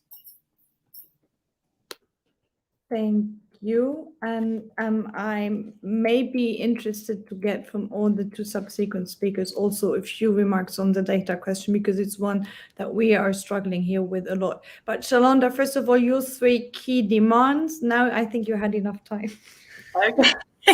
So I would say first, going back to my first statement that I made about, making sure you're hiring more women of color in hierarchical roles. I think that's very important, making sure they're having a seat at the table. My second one would be dismantling the white supremacy culture when it comes to like NGOs, government. We have to figure out what better ways of practice that we're more inclusive, because we don't realize that there's a lot of white supremacy culture practices that we're still taking along with us. And we have to make sure that when we're doing the DEI, that we're not just looking like we're not just looking at the color and skin tone, that we're also looking at diverse backgrounds, socioeconomic backgrounds, because not everybody always identify with just the actual, the racial aspect of it. And then the third one, I would say, talking about how we're redefining national security, and that affects mostly women of color, because the moment we begin to look at the lens of what redefining national security is and how these issues that are happening are affecting us, I think that we'll be able to develop more legislation and policies that can help women of color in the field of peace and security, along with making sure that women at the table are being elevated and their voices are being heard. Thank you. And a quick one on the data, Shalonda. So for you, it would be basically the racial aspect of data gathering, Yes. especially in the work environment context. I guess because here at WCAPS, we get a lot of women who share their experiences. When I say we have a safe space, we really have a safe space, because these women come from all walks of life, and they come from all different forms of government, and they take a risk of coming to share their perspectives and their stories with us based on what they're experiencing at work, what they're experiencing like on a regular day-to-day basis as a woman of color. And what I've found as a Black woman entering into this space, that even, and I never looked at it this way, that when women of color, I never realized that other women of color share similar experiences that I did. The only difference between us is that it's different for me because the shade of my skin is a few shades darker, and I have to be different, act different, and resonate in workspaces different than a person of color who may be just a few shades lighter than me. So I think that we got to make sure that, I think that inclusiveness should also be directed in a way that we're like, that's why I say dismantling the white supremacy way of thinking, because colorism and all of that stuff still exists, and we have to figure out what better practices, whether if it's, like what we talked about, looking at the WPS agenda and figuring out what better ways that we can better serve all people. Thank you. Now, Anastasia, you have 3. Oh, wow. And that shortly after the elections in Germany, and with the talks going on, I would actually, my first and biggest demand actually would be to actually have a true national action plan concerning LGBTIQ issues across Germany, something that I've been missing for the past couple decades, let's say, like this. And also one that is truly comprehensive and not just focus on a few aspects that suddenly, have a media highlight issue, like, the Transsexual Act we have in Germany, which is under consideration to go to more self-determination aspect of gender identity. So a full national action plan that encompasses actually every aspect of living as an LGBTQ in a society at this day and what it means. And then also identifying the intersectional aspects of that. That would be something that I think would be, for Germany, quite new. The second that I think would be what I would like to have is to force governmental institutions to actually look inward on their systemic discriminatory policies they have, visible ones and maybe institutionally invisible ones to the ones that run the institution, like to really look into it. It's interesting that something that, in my experience, is really hard to do.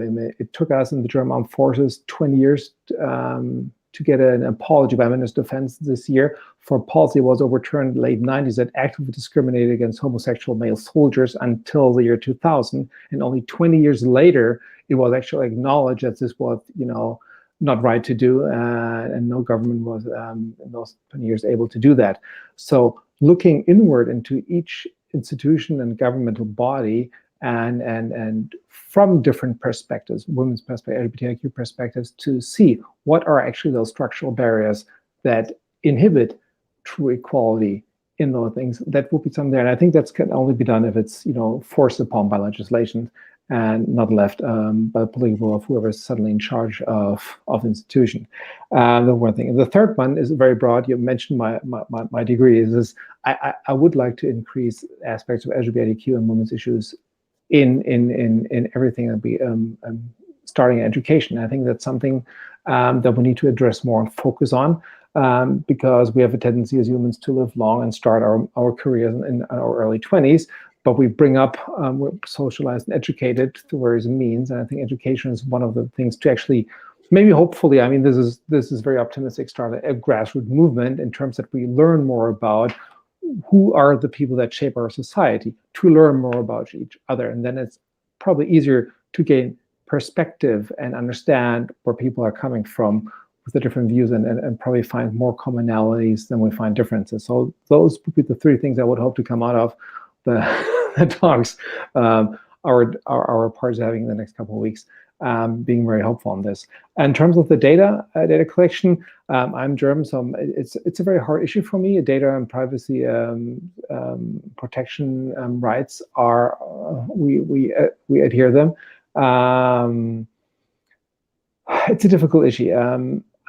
I would feel comfortable with putting in that next to, let's say, in a data system that I'm a female, I'm also trans. I would not have a problem with that, but I can't force it to anybody. So maybe we should also be able to look beyond just the statistical, empirical, quantitative data that we have, but then also focus more on qualitative aspects of empirical work we can do here, which I think can also help to better form and gain empirical insight into institutions.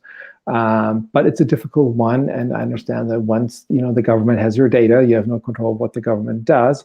And if people always ask me, well, it's not a problem, why don't you trust the government? My basic answer is, I'm part of a minority group. I'm part of a group that has learned that it's given rights that everybody else has access to. So I do know that these rights can be taken very, very fast. So you have to work around that, convince me that it's safe to give you my data so you can make this world, this place, this institution a better place for all of us, including me. Then maybe you can convince me to give you insight into my life and who I am truly. So that's maybe also change the perspective on that. Don't put the responsibility on the individuals that are in the minority and have the greatest to lose. Thank you a lot. And what I mainly take from your 3 points, or your 3 times 3 points, so that was 9 points, is that a lot of things that we demand when it comes to representation of women and how we can be more gender sensitive, for example, in the EU's gender equality strategy, is something that just for the other sectors, or for the other aspects is what you hope and ask for. So I really think extending this agenda rather than building parallel new ones is the way to go. And in this regard, I'm actually very happy for one question from the audience from Clémence Dislande, and I hope pronouncing it the French way is the right way of doing it. Could be a very brilliant concluding questions for our panel. We have started the Security Index last year, so that was on its 20th anniversary, to take stock on how did we move on well in the last 20 years. So the question of where do you think we stand 20 years from now, I think is a very good one. Where do you think we stand in terms of women's representation? So will we have parity across most of the sectors? But especially where do we stand in bringing along these other aspects like the gender issue, the LGBTIQ issue, and the women of color issue? Where would you think we stand in 20 years, and what do we still need to address by then? Maybe we start this time really with, we start with Anastasia. We just do it, the circle back. Where are we in the armed forces in 20 years? God, now I can choose to be the very optimistic or the very pessimistic, activist. My experience with my institution has been that it's very slow learning and progressing towards change. But 20 years is a good set of time. I think we will still be far away from parity. That is my true belief. You mentioned before we're at, I think, right now 12% women in the German armed forces, and if we don't change the system where accessing position of leadership is something that is a normal aspect for women to do with biography in the armed forces in the next 10 years, and that will be very much harder. So I do think that we will see women rise in the ranks. So and then hopefully starting to change policy at that level. I think we will be, if we keep on this path, more inclusive, offer more perspectives, and have a organization that not only addresses women's issue, but that it truly addresses security policy issues by women in leadership position. in the military, not just on the political level. And that is something I think we need to strive for more and more. And I'm very open for quotas. Do we still need queer Bundeswehr in 20 years? Yes, we will. And will it have more members or less members? We work with 4 or 5, or we work for 1,000. That's not the problem. I think it all needs to be there because there's always a need to talk and communicate and address specific issues to organization that can stand by your side. So I think there will always be a need. The question is, how active do we have to be? Is it more engaging with the institution, or is it, fighting for something against the institution? We're at a very good path right now where I would say we feel that we're like on eye level with the German Armed Forces as Queer BW. We can change policy. We do address policy issues, and we get taken seriously. So I think that's very important. If we can progress on that, and then I'm very happy to be doing that much more laid back in 20 years with the Minister of Defense or with our Chief of Defense, and looking back at the hard fights we fought, and talking with the first, probably not the second or third female Chief of Defense in German Armed Forces. That would be great. Thank you, Sahar. Also, in terms of, because you're part of the UN system or working in and with the UN system, well, where do we stand in 20 years? That's the first one. And the second one, do you think there will be a new resolution, Women, Peace and Security, including a mention of LGBTI by then? Or do we not want and need it? That's also an answer. I'll start with the first one because, that one seems like a little bit of an easier one to say, or at least more, looking at more of my aspirational feelings, that I hope that in 20 years, conversations like this one, which are really laying the foundation of why we need to have an inclusive perspective on WPS, in 20 years, hopefully we've gone beyond that and we've laid the foundation at this point to really go a bit more deeper at that point, to be, that this is the basic, and that of course it's understood that these conversations, WPS conversations, have to have an intersectional perspective that includes discussions around identity, race, so on and so forth, and that we're moving a little bit further in terms of more focused around the prevention and what we're looking at when it comes to participation. So I'm going to stick with aspirational and say in 20 years, we'll be there and we'll be pushing, making strides past what we can even possibly imagine at this point, and have come closer to, that full realization of sustainable, long-lasting peace. Your second question around a resolution, I think that's a really interesting question. From a personal standpoint, again, I would go to your previous question around the inclusive aspect of WPS and say, do we really need a resolution that specifically focuses on a particular identity, or rather, do we just need to have more conversations that really expand our framing and our understanding? Being in a group of individuals that work, or organizations in the NGO working group on women, peace, and security that work around these resolutions, we also see the political contexts that create the atmospheres and environments around the negotiations around these resolutions. And at this point in time, I would say, no, we don't need another resolution, because we risk taking away from what has already been established. So what we really need to do is really have more in-depth analysis and conversations on what has already been established and what's foundational to these conversations, and make sure that when we're having these conversations, we're being, more creative and more understanding of what it actually means when we're talking about participation, prevention, and all of the pillars of the WPS agenda. Thank you. So Shalonda, same question to you with one add-on. What can I, as a white cis woman, do to support intersectional aspects such as the inclusion of women of color? First, I want to say you're already doing it, meaning you are creating platform and you're being allies, whether it's through social media, because I do follow you and what are in your spaces. And so I think that it's all about starting where we are. I think so many times we try to think of new things and want to be so innovative so bad, but it's like, no, it's what we're doing right now. It's making sure that diversity was brought here for this panel. It's making sure that when you are out in the opening, that you are making sure that we are at the forefront of your conversation, making sure you're hiring women of color who are qualified and are able and capable for the roles that they are seeking, and just making also, I feel like that in 20 years from now, the way I look at the world and the way I see the WPS agenda is that we're still building off of it.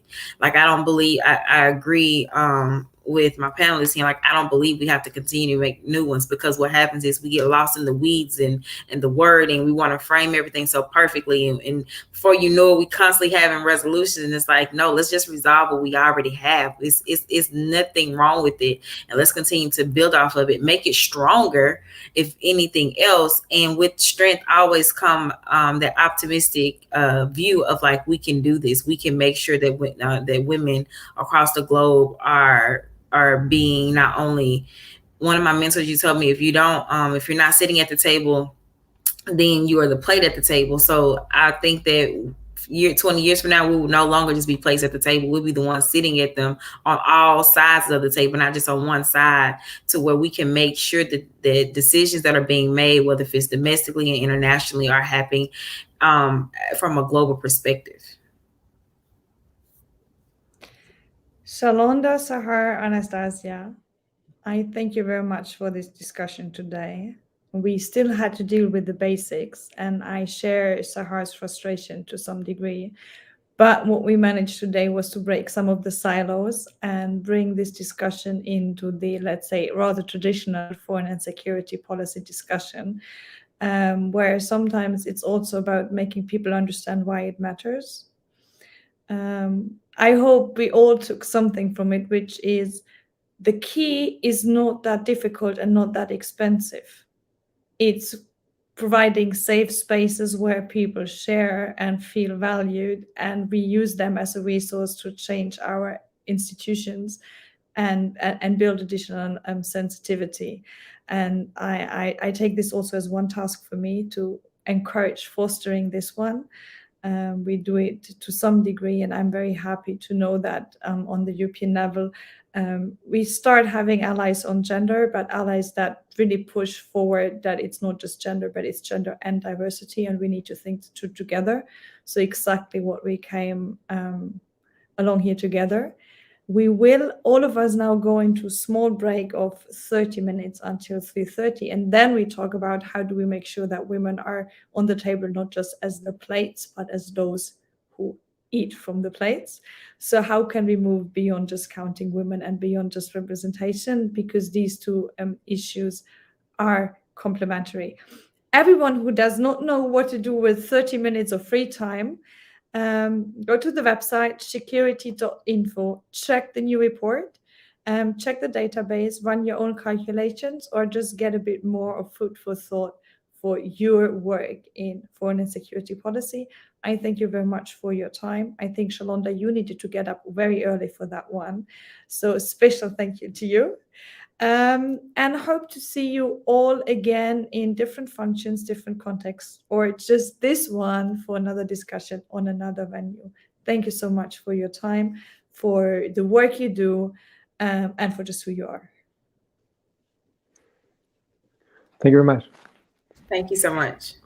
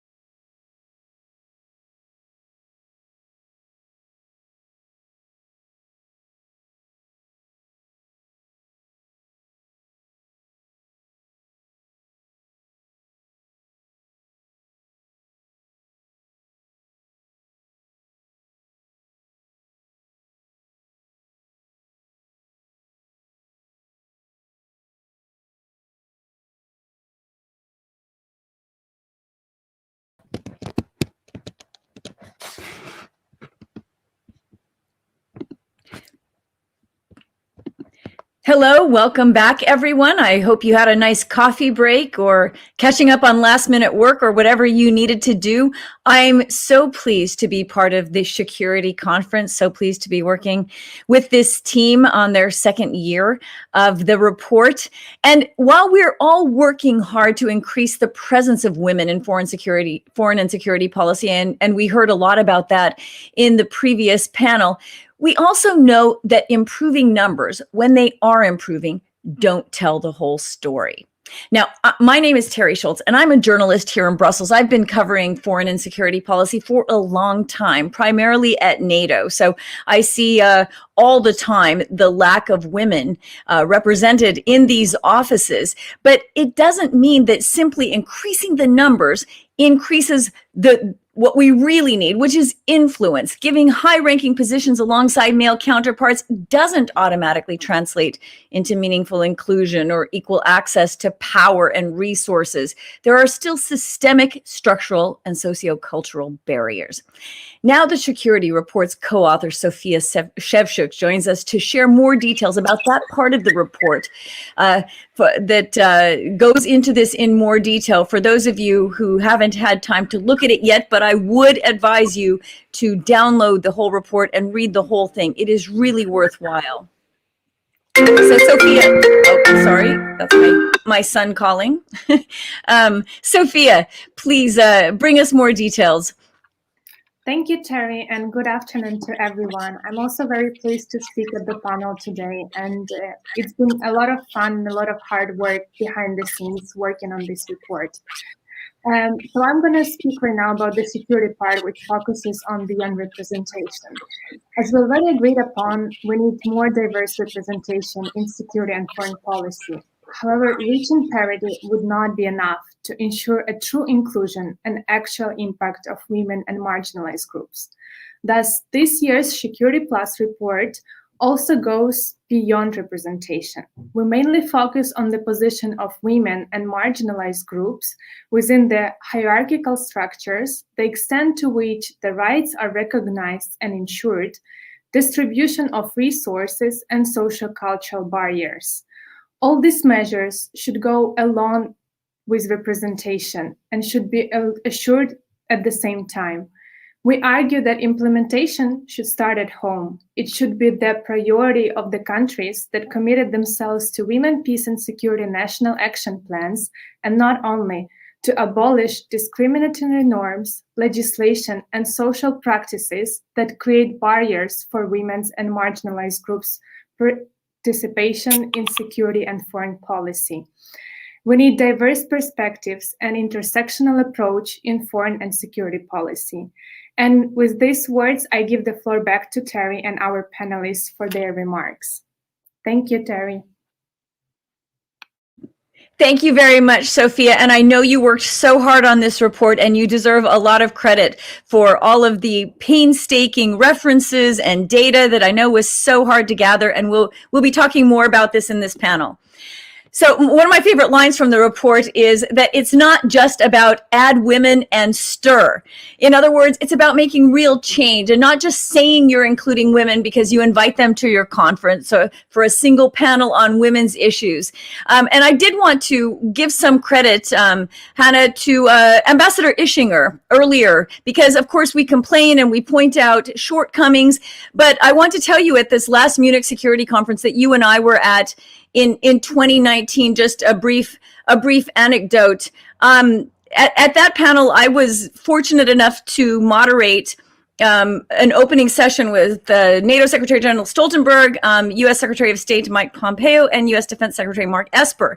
And a certain administration did not want a woman like me, did not want me to be moderating that, and asked that I be disinvited and that I not be the moderator for that panel. And there were days and days of emails about this. And in the end, guess who was threatened to be disinvited? I don't know if it went that strong, but the people who didn't want me there were told that I was going to be on that stage and they could decide whether to show up or not. So I very much want to give credit where credit is due. Ambassador Ischinger said they're working very hard on it. And I'm very proud to have been part of moving forward. So now moving ahead to our panel and speakers who will have a lot more to say about this subject and how we address this gap between numbers and influence. So I'm going to start with Christina Lunz. She is the co-founder and the German co-executive director for the Center for Feminist Foreign Policy, which of course is working to explore the full and largely untapped potential of feminist foreign policy. Welcome, Christina. Ambika Vishwanath, the co-founder of the Kubernein Initiative, which is a geopolitical advisory body focused on EU-India relations that looks at the world as interconnected and considers critical questions with a wider perspective. Dr. Marufa Akhtar, a consultant with the BRAC Institute of Governance and Development in Bangladesh, a member think tank of the Southern Voice Network. And Ariella Blatter, the president and CEO of Weiss Global, of which many of us are members. Ariella Blatter has more than 20 years of experience in the peace and security field as an international lawyer, grant maker, social entrepreneur, and nonprofit leader. She has very wide-ranging positions and will be bringing a wealth of experience to this discussion. So thank you very much, all of you, for being here. And again, thank you to the organizers for inviting all of us to be here. Christina, I'm going to start with you. Let's start with the basics that we're talking about here. Feminist foreign policy is based on the premise that gender equal societies enjoy better health, stronger economic growth, and higher security, as well as the evidence that gender equality contributes to peace. So as we looked at the fact that numbers are increasing faster in some places than others, what are the biggest potential barriers that remain to ensuring gender equality and, even more importantly, equal distribution of power in security and the foreign policy sector? Hi, I'm so excited to be here. Thank you so much, Terry, and hi, everyone else. So right, what you just said, that is absolutely true, and that is part of the research where our work is based on, but it actually goes beyond gender equality. So what we are trying to do and what feminist foreign policy really is doing is trying to smash patriarchal structures within foreign and security policy. And that goes beyond gender inequality, because the patriarchal societies that we've all been living in for the past 4,000 to 6,000 years, they've been creating hierarchies, but not only hierarchies where men are at the top and women and men rule over all women, but like there are nuances, right? If we look at the intersections, there are nuances so that men and women of different classes and gender and races are put in different places in these hierarchies. But it's important to understand the evolution of society to understand foreign and security policy, really, because those hierarchies in patriarchal societies that so many, especially those at top, put so much effort in keeping in place, they're most effectively sustained through using violence. And they're most efficiently sustained through using weapons and militarization. So really, and that is why, if we look at the history of feminist thought and feminist activism in foreign and security policy, which started at the latest in 1915 in The Hague at a conference during the First World War, where more than 1,200 women, feminists, came together to demand an end to the First World War. When we look at that very rich history of feminist activism in foreign and security policy, it always had at the top the demand for disarmament and an end to the military-industrial complex and the international arms trade. So these are core feminist values and ideas in foreign and security policy, because we know that unless we stop this incredibly widespread violence in society, and that is intimate partner violence, that is in Germany, that every day a man tries to kill his partner, ex-partner, and every third day he succeeds. It is the widespread racialized violence and violence against the LGBTQI community and all these forms that keep people oppressed. Unless we upend this, there's no way in talking about influence and having more influence for a more diverse set range of people. So that is what we are trying to do, and achieving gender equality is here one important part, but there are more parts to that. And it's even annoying when you see the numbers go up, in my view, when you see the numbers go up when they're not, as is addressed in the report, in higher ranking positions. And when the data is not diversified enough, as the researchers found, to see where these jobs are going. So I hope that that's something that more people can talk about in the panel. But respect to the researchers who got data at all, given that we see how difficult it was. So now I am going to move on to Ambika. Which barriers, I mean, we discussed a little bit with Christina now, which barriers that are predominantly present in the global south are failing to be addressed as well in the international fora? We see that the countries where it's best to be a woman are typically in Europe, with Canada as a notable exception. But can you tell us more about the problems that you see that are still perhaps not even addressed in countries that have better gender rankings? Thank you, Terry, and thank you to Hannah and the entire security team for having me here. I hope you can hear me. Yes? Yep. Yeah, okay, great. I'm gonna actually, before I answer your question, I also very much like the line in the report about that we can't just add women and stir. And I want to add to that line that I heard from somebody else recently through some of the conversations that we've been having on this very subject here in India, is that there's no point in having women enter the room if you're going to take the power out of the room. And I think that sort of speaks to that line as well, is that we can talk about representation and numbers, but if there's no agency and power, then it doesn't really make a difference in the long term. Then you're just talking about it for the sake of saying something. So I just wanted to flag that as well, Terry, to what you had said earlier. I think one important point here to make, and I cannot obviously speak for the entire global south, but I will speak for India, and coming from India and from South Asia, is that one is the very question, is the kind of question that you asked me, right? Is that what does the global south want, or how can we increase the representation in terms of women when we talk about what's happening in Europe or other countries. And I say West only because of where I am geographically, is that I think we need to change the framing of that very question and to ask how emerging economies and countries in their different growth stories can contribute to a conversation that is, as of now, in very few countries, and not just say, what can the global south bring to this conversation, or what does the global south want?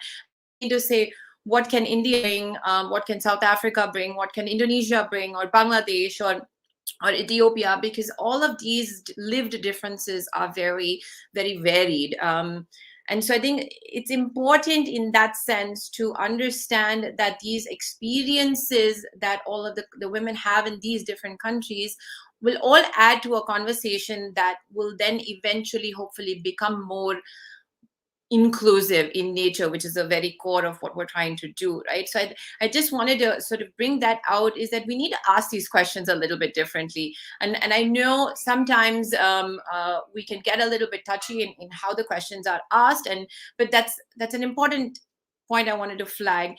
And then to add on to that is that looking at it from the perspective of India now, when we think of when we look at the feminist foreign policy, or the advances that women have made in peace and security in you look at Sweden, for example, or even Germany. And I know Christina's a bit critical about what's happening in Germany, but when we're looking at it from here, we're not as critical.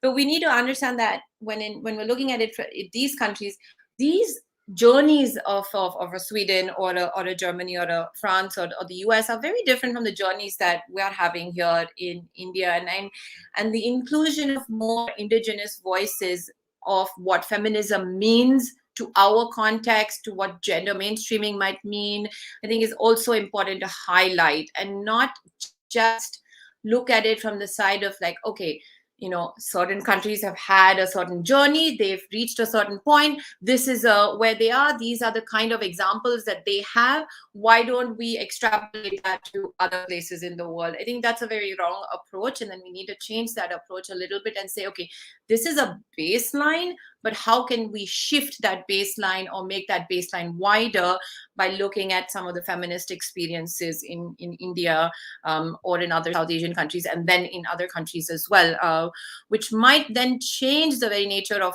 how we think about what a feminist foreign policy is, or more gender mainstreaming in any kind of policy might look like, or how do we then consider what beyond representation might mean. And I'll stop there for now. Thank you.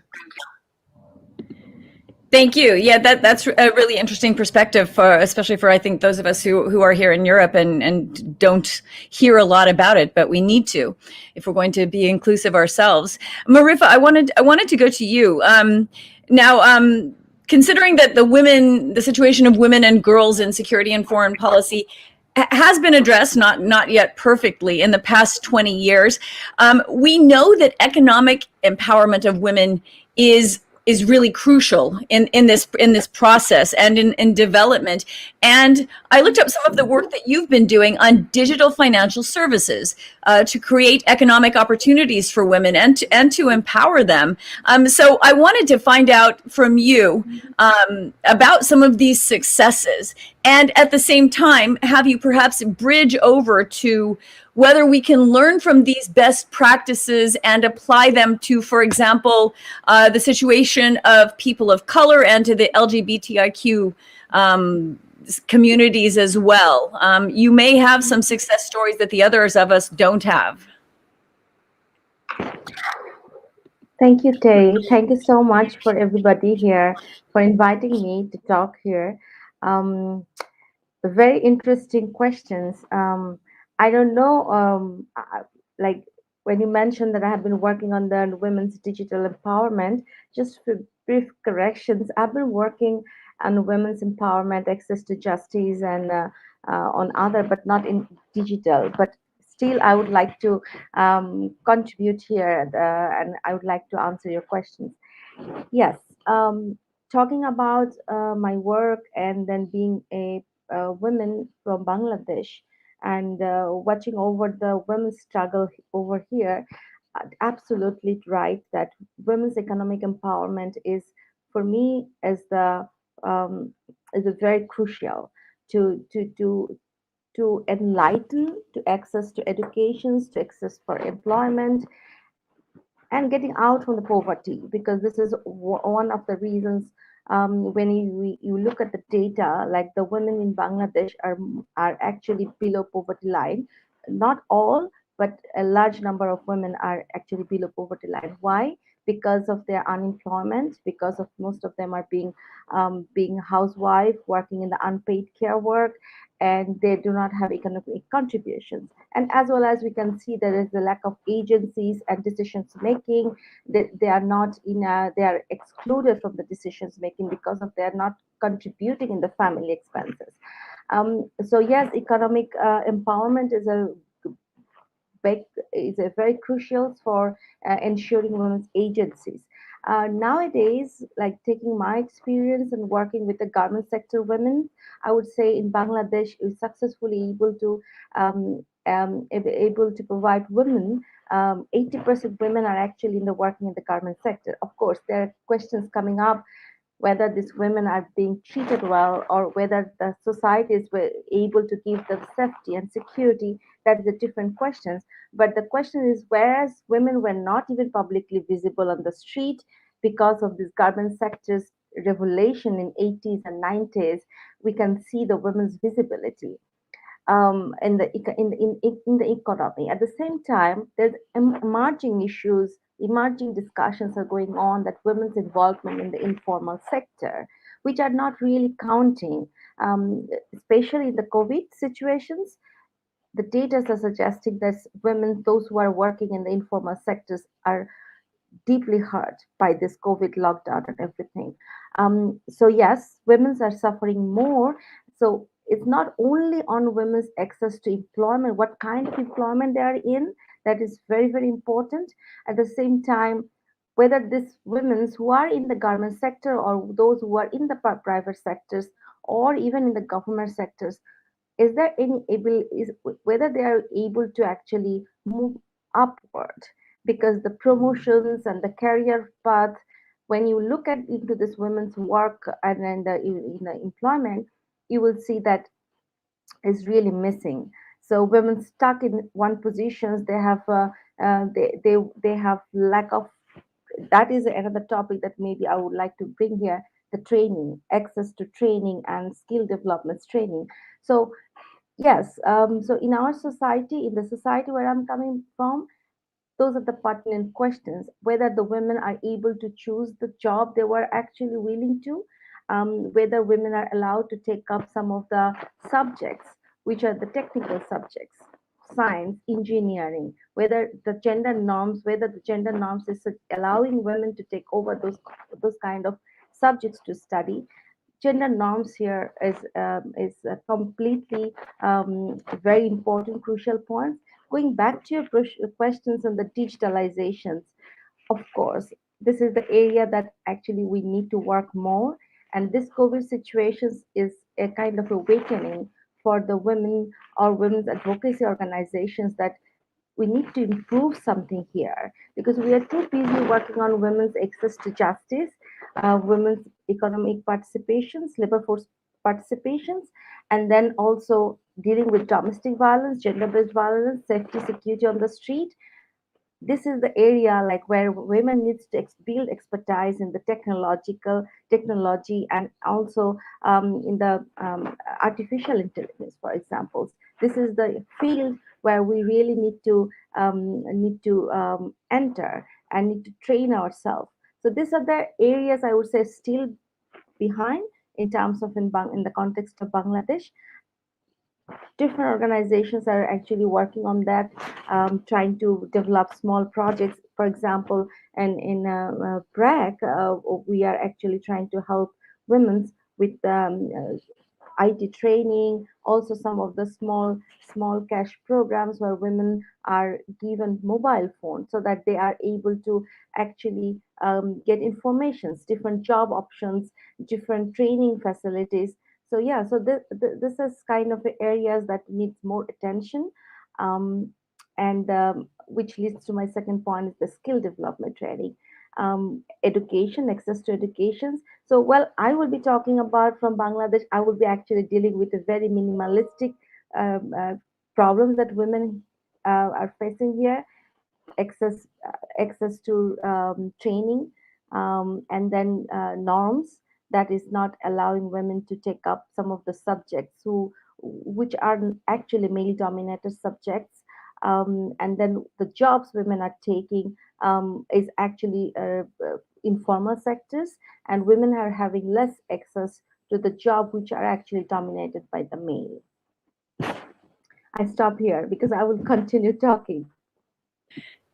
We have plenty of time for you to continue talking. But we do need you to restart your camera. I think you were frozen. Is it fixed now? No, I have camera on. Okay. Can you see me? I got a notice that that you were stuck. I can see you actually, so hopefully everybody else can as well. Sorry about that. And also, but Marufa, you do have some success stories then that you think would be transferable to other communities? Yes, kind of the resilience, I would say, because you know the talking from Bangladesh and then dealing with the climate change and dealing with the floods and also even COVID-19. So yes, the women's are actually, especially the grassroots women's organizations, they are actually showing a good examples of how to ensure justice, access to justice, where the formal justice systems are lagged behind, then how the informal justice systems, especially with the help of NGOs and with the help of the civil society and then community leaders, how you can actually give a kind of a access for mediation, or we call it as an informal justice systems. And then also the government has introduced some legal aid office at the grassroots, where actually they can give support, financial support. So this is a good example that can be given, because poverty and lack of resource of women's, those who cannot actually go through the formal legal systems because it's expensive, it's a time consuming. So the government is trying to actually provide them financial supports, and also some legal organizations, for example, PLAST, BRAC, Aino Shalish Kendra. Those are the leading women's rights organizations that are actually ensuring that justice. At the same time, there's a revelation going on in the agriculture sector, I would say. This is a different, but also I feel like if you are able to ensure the peace in the society, in a bigger picture, at the end of the day, you can be able to ensure the national peace or global peace, where women and men are actually equally participating in those sectors. Certainly, it's all connected, and the data shows consistently that the more you include women in the decision-making process in government, the more peaceful your society is. So we'll definitely be talking more about that. But now to move on to Ariella, who I would like to welcome as the sort of new-ish, since the summer president of WISE Global Women in International Security. So that's a really exciting position. And Ariella, since you're a lawyer, I'm interested in hearing from you how we can apply existing law and regulations, inadequate as they may be, but at least they exist to some extent, when it comes to rights and resources. And beyond that, and of course, much harder to solve is the problem, as we mentioned at the top, about breaking down sociocultural barriers. With your wide-ranging background, what can you tell us about what we can use in the system to improve this situation? Thanks so much, Terry. I appreciate the warm welcome. It has been wonderful to join WISE Global in this position since July, and I'm so honored to have so many chapters and global affiliates here. And WISE has been a proud partner of the Security Initiative since its inception in 2020. So we're greatly excited about the relaunch of the index. And of course, I want to thank Dr. Hannah Neumann, my fellow partner organizations, and panelists, and of course, Sophia, for your great research and those of your colleagues. This conversation is so important to have, as the Security Index demonstrates conclusively, women are underrepresented in all areas of security.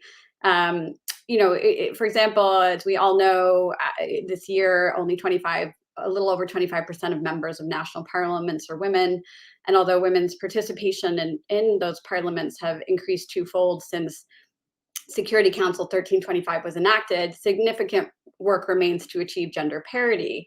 And all of the legal training in the world cannot bridge the access to the right gender analysis and legislative achievements if one doesn't accede to those positions. And I also want to mention, of course, that with COVID and the She session, the bridge is widening.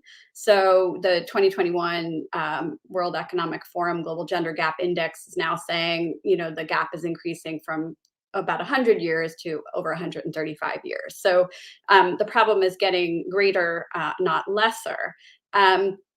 In terms of the socio-cultural aspects, this is the most challenging aspects that very little law and policy can, in my humble opinion, can really sort of transcend, because this is really about gender-based social norm change. This is about changing hearts and minds and practices, and sadly, so many of which are damaging.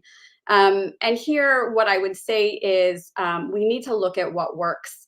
We need to look in terms of the great data in public health and gender-based violence prevention, which says that multi-year, multi-sectoral programs that focus on agency and education include access to sexual and reproductive rights and health and livelihoods and representation. Within representation, that includes understanding one's rights and responsibilities and access to forms of reparation. Access to education, of course, I just wanted to mention, is important not only for the economic empowerment of women, but also for the well-being of women and their communities. We know that with each percentage points increase in education for women and girls, there is a corresponding 0.3% increase in GDP for their country. A few other points in having reviewed the index, I just wanted to double down on the principle that change starts at home. And as noted, like the national action plans of our women, peace, and security agenda must be introspective instead of focusing solely on external nations and factors. Has to be inward, focusing on societal issues such as the unequal burden of care or lack of diverse identities being considered.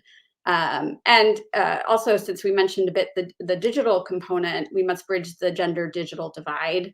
Many women across the globe do not have access to new or existing technologies that would allow them to enter the workforce, educate, understand the rights and obligations where the laws or implementations could be exist or are fairly strong, or provide new opportunities for personal and professional lives. And of course, I would behoove me not to I have to mention here also the fact, kind of what Christina mentioned about violence.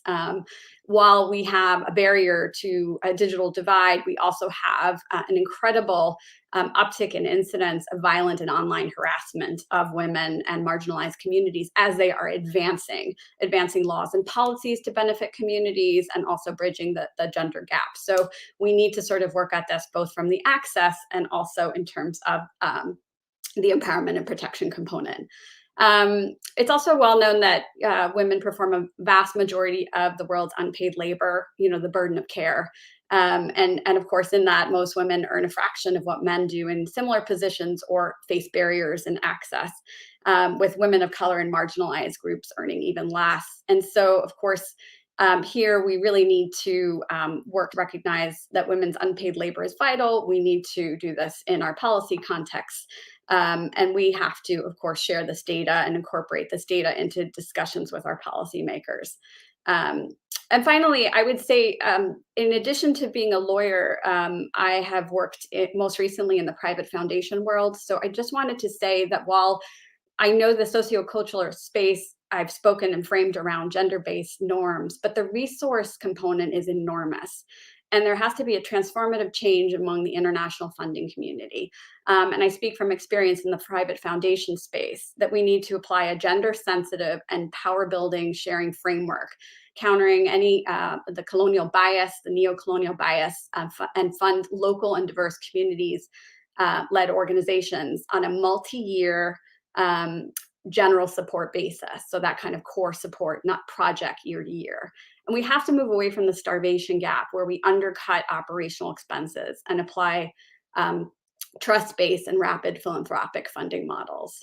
And of course, I just wanted to finally say, we can't be afraid to really tie our women and gender peace and security agenda to other mechanisms that is really looking to decentralize these resources, such as the Pathways to Peace initiative between the World Bank and the United Nations, as well as other type of mediums, such as the World Humanitarian Summit and the Grand Bargain. So here, these are not perfect instruments, but these are spaces in which we can really look at the legislative, the policy, and the resource and the gender-based norm changes that need to happen in a structure that has already been moving through the multilateral sort of spaces.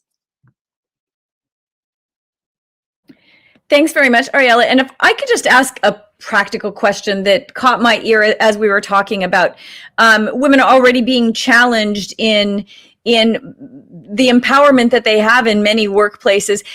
How do we even know what our rights are and whom we should address when they're not being respected? This is like perhaps a very basic question, but where do we learn what rights we have in our workplaces so that we can say, hey, somebody needs to address this, even if those people may be men and may not, the problem may run up the chain there.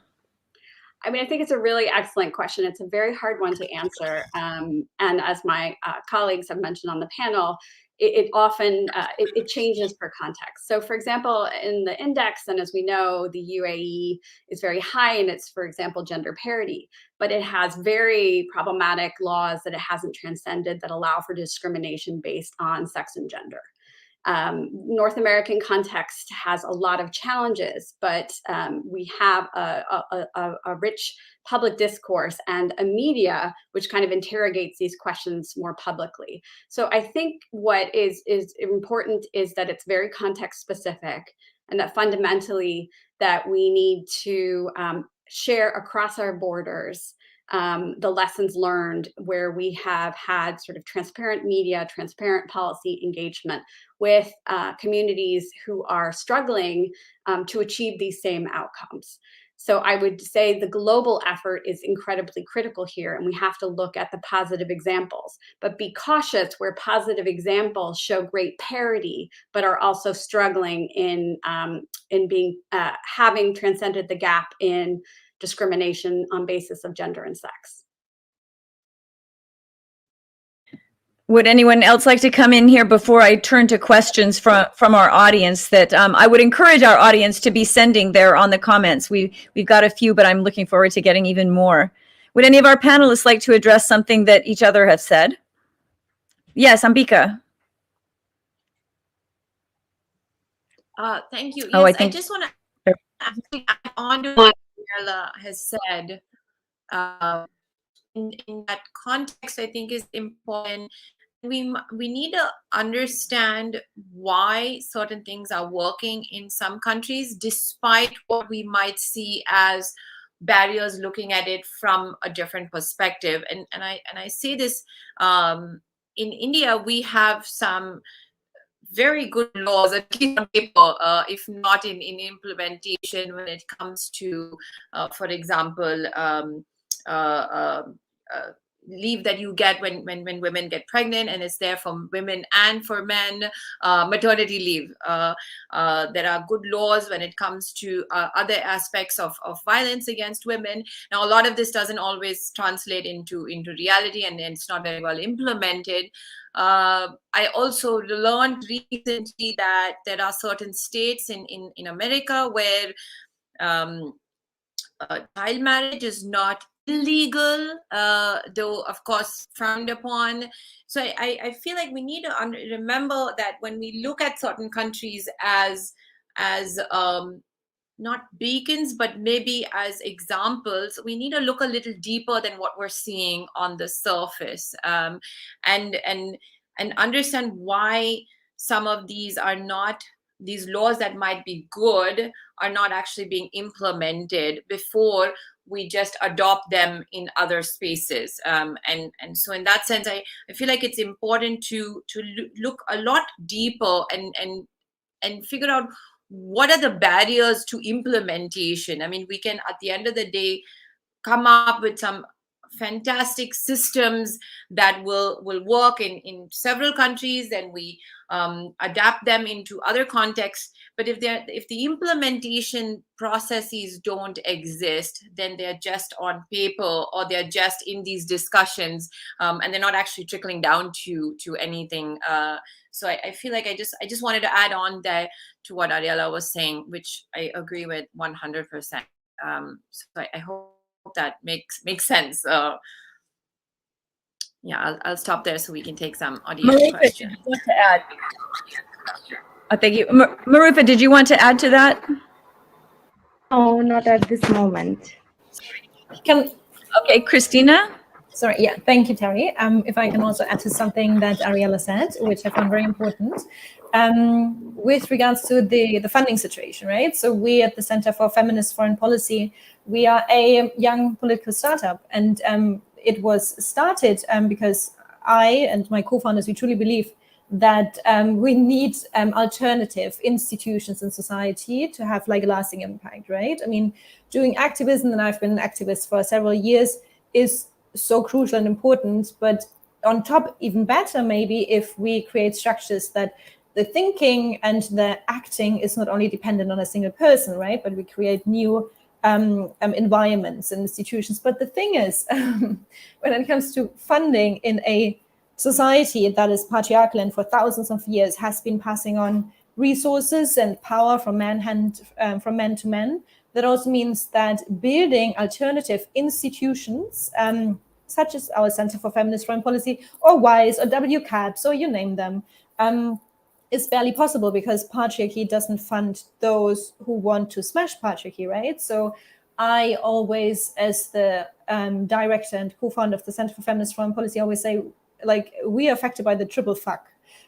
So first of all, female founders compared to male founders barely get any funds. If you look at the statistics in the private sector, where people take in external investments, only 2 to 3% of all venture capital goes to female founders. The rest is completely given to male founders. So the big organizations like, I don't know, Google, Facebook, LinkedIn, PayPal, you name them, being founded by women, they would likely not exist because they wouldn't have received any funding, any money to build and scale their business. Second, feminist work does barely get any funds. Whilst over the past couple of years, we have seen an increase in international spending, also as part of ODA, on gender equality. Only 1% of this money actually goes to grassroots feminist women's rights organizations, because the huge chunk is given to UN organizations or like the big international organizations that do women's and gender equality work.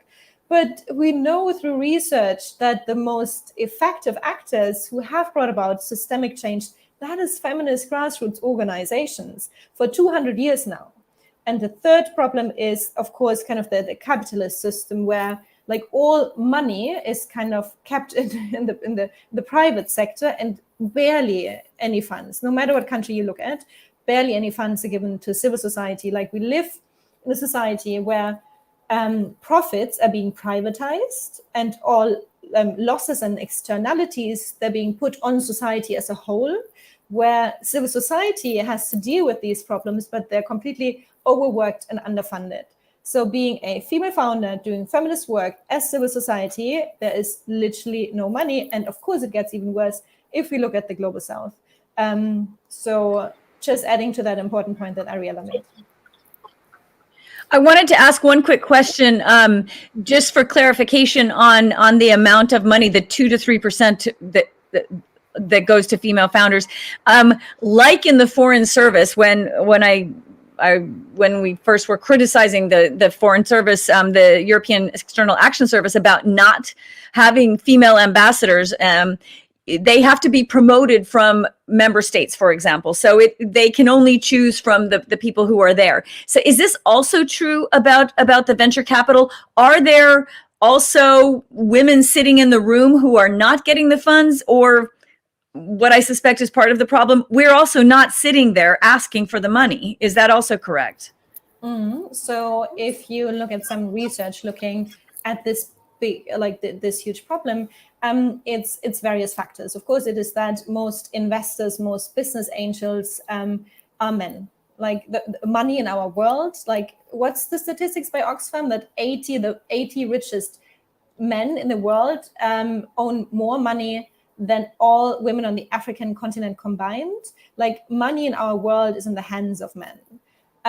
So that is one factor. But then even if you have a situation where women, and again, that's the private sector because we're talking about venture capital, if women are asking for the same amount of money in funding rounds, they wouldn't get it, because if they are as assertive and trying to behave in the typical startup bro-like way, they're being punished and sanctioned for that behavior. Because as soon as women leave the gender stereotypes that society puts them in, if they're too bossy, too demanding, if they're negotiating too much salary, they're being sanctioned. They're not getting the salary, they're not getting the funding, because they're not adhering to like being this inferior, weak, whatever we're supposed to be.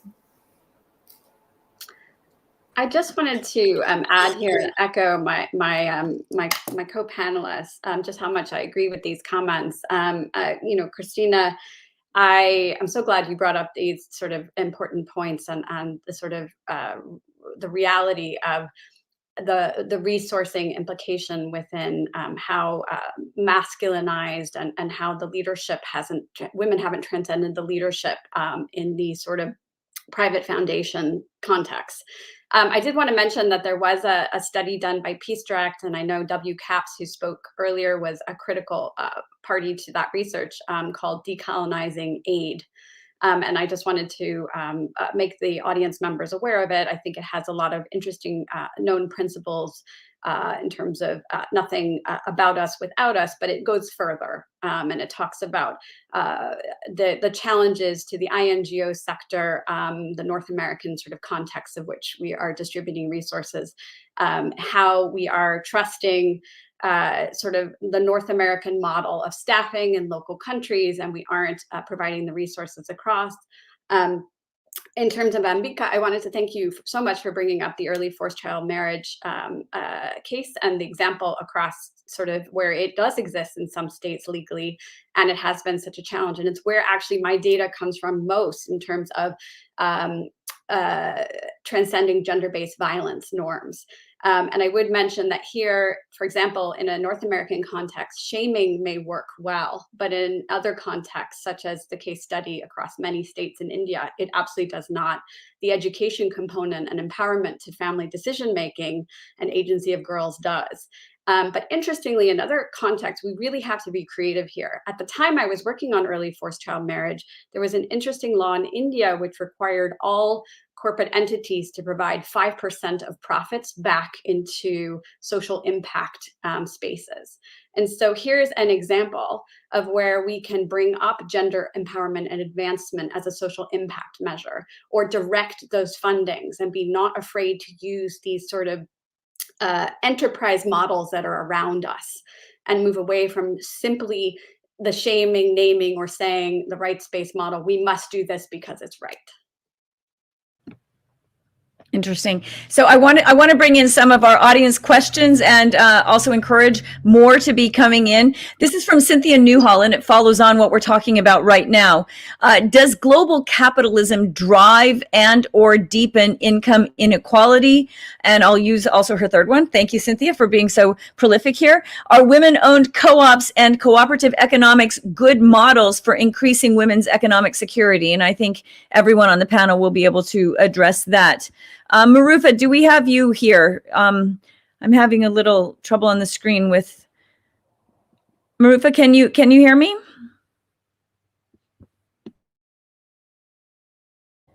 And Ambika is also spinning for me on the screen. I don't know about the rest of you. Okay, it looks like we don't have Marufa or Ambika. Christina, would you like to come in on that question? The global capitalism? Well, I'm certainly not a capitalism researcher, but thank God others have been doing excellent work on that, mainly, for example, Oxfam. So everything that's been researched on that, how money is distributed, how funds work, they've been doing amazing work on feminist aid, but they're also showing how a handful of people in the world own as much as almost or as half of society.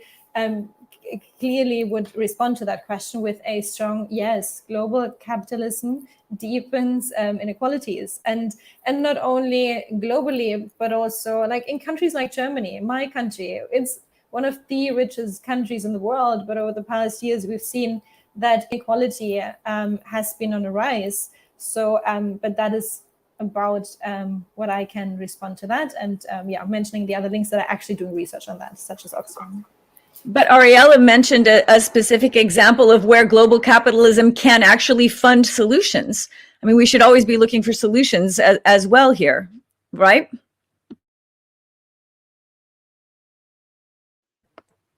Yes, Ariella, did you want to come in on this question and whether women-owned cooperative economics are good models? And I think we do have Marufa back now, I hope.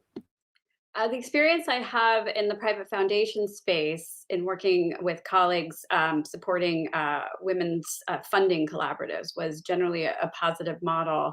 I can't speak, not being an economist, et cetera. I would say that our task of achieving gender advancement and equality is so wide, I struggle to also wrestle my brain with also global capitalism and inequality. So I guess I would say my hedge is that gender advancement will benefit the global economy.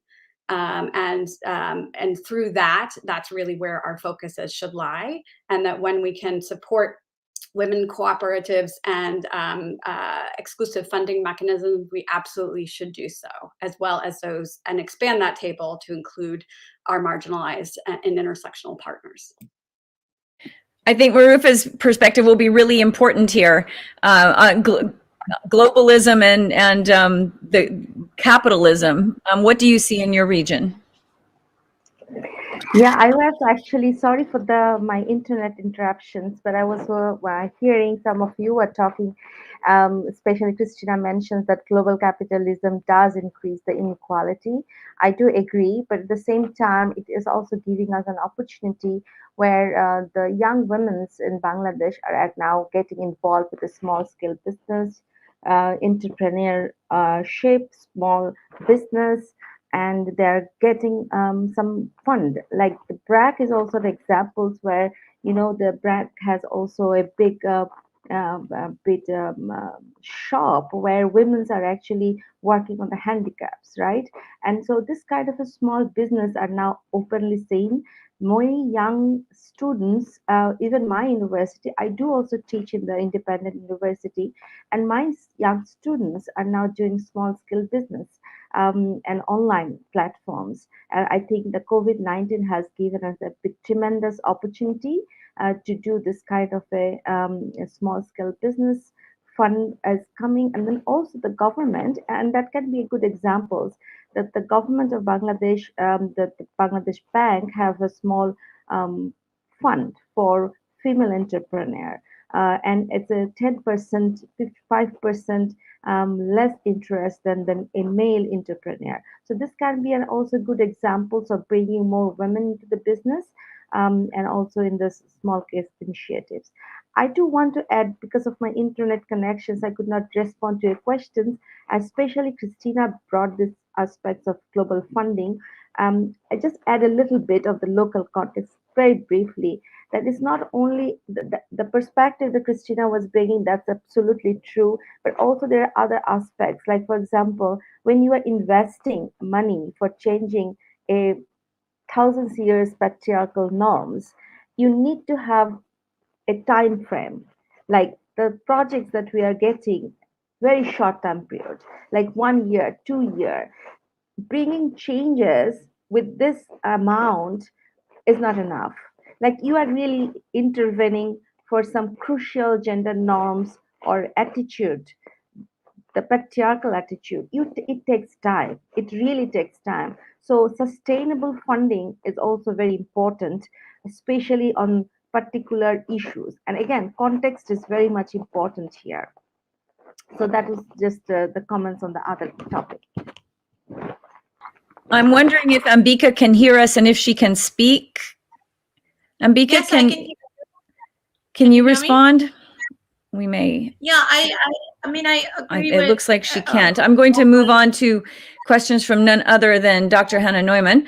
Hannah's asking us, how do we deal with the fact that it's always men as they're holding weapons in territories who are invited for ceasefire talks? Hannah and I are very invested in Afghanistan, and not those groups pushing for alternative solutions, which are very often women. How do we deal with that? Anybody want to take that question? Do you want to try with Ambika again? I think the connection's coming back. I can't see her. Ambika?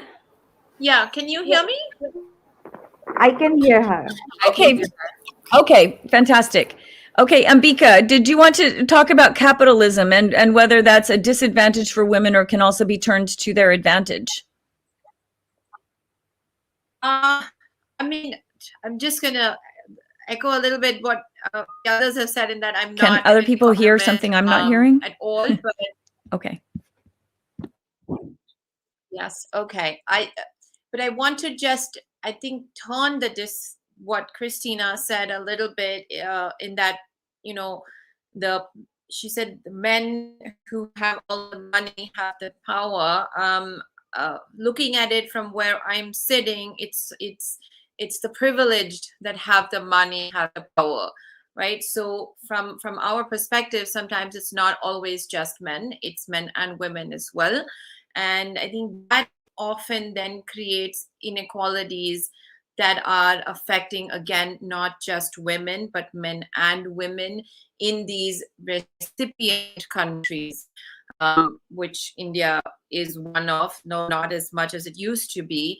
And we need to then keep that in mind, is that the inequalities, yes, they affect women and other marginalized sections of society more, but we cannot come down to that binary men women distinction when we talk about where money is going, when it comes from donors, when it comes from corporates, when it comes from foundations, because then we're creating systems that are going to perpetuate themselves going forward, which are not then very helpful. So you might solve one problem right now, like Marufa said, but you're going to create a whole set of other problems then going forward. So it comes in back to what we were saying earlier about context.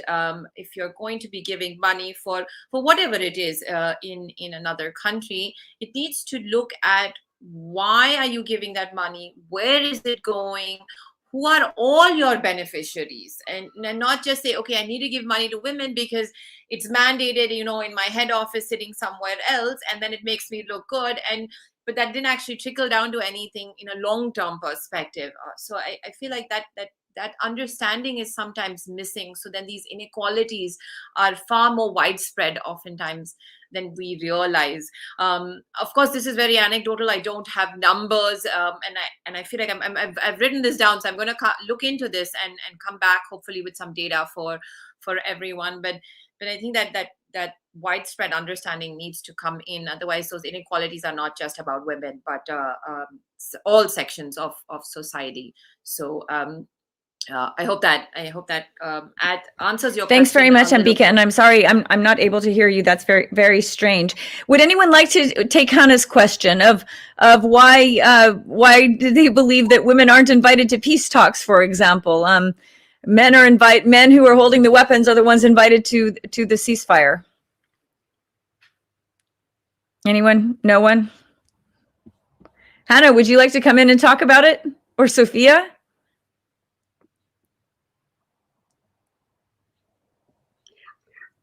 I'm happy to jump in if just on a couple of points. I think that the data is showing that women are being invited to certain peace talks. I think the index, for example, talked about Syria in particular most recently. But the question is, what is the quality and the context of the invitation? Are they being relegated to specific women binary-oriented issues? Is it marginalized pieces? I know in my own background in working to prevent armed conflict and mass atrocities, in general, we have a problem with inclusive peace tables. We exclude those who often are actually holding the guns. And we have a very strange sort of elite mechanism of which we do it. Within that, where the table has folding chairs for women, as I said, often marginalized. So I think the entire exercise needs to be rethought. I'm familiar with organizations like International Diplomat and others who are doing mediation and arbitration and diplomacy, and relying upon gender advancement and gender sensitivity. And I think there are many other localized initiatives that we can resource and support. I know there are many others here who've done the research on the report, so I'll cede to Hannah and Sophia if there was anything specific and quantitative that they wanted to add. Can I add something anecdotal before we have someone add anything empirical? Cool. Right, because first of all, what is always helpful is to have a historical understanding how this exclusion has been happening, right? And we've been seeing that in the diplomatic space for forever, where the diplomatic work has been understood as one that is carried out between states and by states representatives, and that has always been men. And in Germany, for example, it was only in the 1950s that women were at all allowed to become diplomats. And in the UK, it was only 1973 that the marriage bar was lifted, when women could become diplomats and actually get married. So first of all, the historic understanding of patriarchal exclusion in society always helps us understanding current dimensions a lot better. And then adding to that, like, I mean, I've personally not been involved, but I'm very privileged to be working with people like Sanam Andalini, who has, with her organization, the International Civil Society Action Network, been lots involved with the Afghan peace process. And what we've seen there, that there has been a exclusion, a proactive exclusion of women and feminist thinkers and actors. Whilst at some point in the Doha process, we had like 4 women at the table, and then later on none. But still, these were not feminist thinkers and women's rights experts at all. And they've been ICANN and these organizations. Also earlier this year in April, they published open letters like demanding their participation in the process. And they've done like all you can do. And when Kabul then fell on 15th of August, what Sanam, I thought, tweeted about and very pointedly expressed was, so you guys, you've been silencing and excluding women and women's rights activists from Afghanistan for like so many years. And now all of a sudden, from the 15th of August onwards, everyone wants to talk to women's rights defenders in the country. Like, and it is so hypocritical. And even in Germany, like, I think it must have been 1-2 years ago, I was at an event at an embassy in Berlin by the Canadian embassy, I think it was, and a representative of the German government. He actually said that, I think it was 2 years ago, that for the peace process with the Taliban, we have to, for that to happen, we have to give up certain things. And if it's, so women's rights has to go, right? Because it's still understood that it's just like one aspect of many, instead of understanding that like, hey, it's like half of society and you're not going to have any peace anywhere if you're not taking everyone's needs into consideration. So active exclusion is still happening. Hannah, did you want to come in on that? I don't hear anything. Sophia? Okay, I will go to a question from our audience from Sarjit Amin. And this one is directed to Christina, but I certainly think it applies to everyone. Isn't the solution at home and how families see girls and women, and not in just creating some government-controlled economy where civil society just gets funds or women just get investors? That certainly doesn't exclude anyone on our panel. I think in the Global South region, we definitely need to be speaking about that as well. In fact, I'm going to start, because we have Ambika on camera, I'm going to start with you just in case. Yes, can you hear me, Terry, now? Yeah, okay, great. I mean, absolutely. If there's no change in thinking at home, then you can do as much as you want in your society, in your government institutions, but that's not going to have a very lasting effect. However, I don't agree in that this is only a problem in the Global South. I think that kind of mindset exists. I've seen it in the very many countries that I've worked at and lived in, and it's probably something that I see a bit differently coming from India, as opposed to a woman who comes from a European context might see it. And I say this very bluntly, as a brown person versus a white person, right? So it's not only about how it's done back home in India, and 100%. There needs to be a lot more awareness. There needs to be a lot more education. There needs to be a lot more understanding of what this means going forward. And I mean, change is happening. It's very slow, but it's happening. But it cannot just be like, okay, India changed or Bangladesh changed or I don't know, Zimbabwe changed.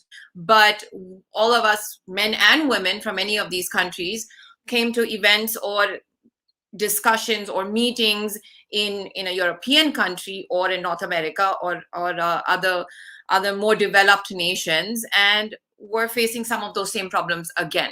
So that mindset needs to be a lot more global in that sense. It cannot be that, oh, let's just look at how we make the global south better.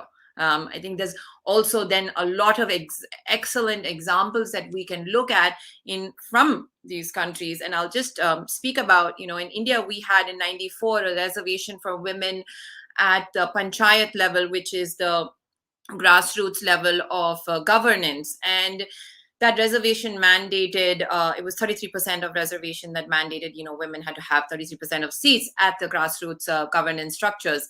Now, just reservation, is that the answer? I'm still undecided on this for 100%, but it definitely made a difference. And after that came into effect, we saw the kind of change that happened in India. Of course, for the first few years, women's names were just on the ballots. The men were doing everything, whether it was the husband, the father, or the son, or the brother, or, a distant cousin even. But eventually, with the right kind of understanding, with the right kind of training, with the right kind of awareness of what their rights and responsibilities were, that 33% went way over to 55, 60% even in some states. Women were contesting in the open seats because they could, because they had that power, that ability.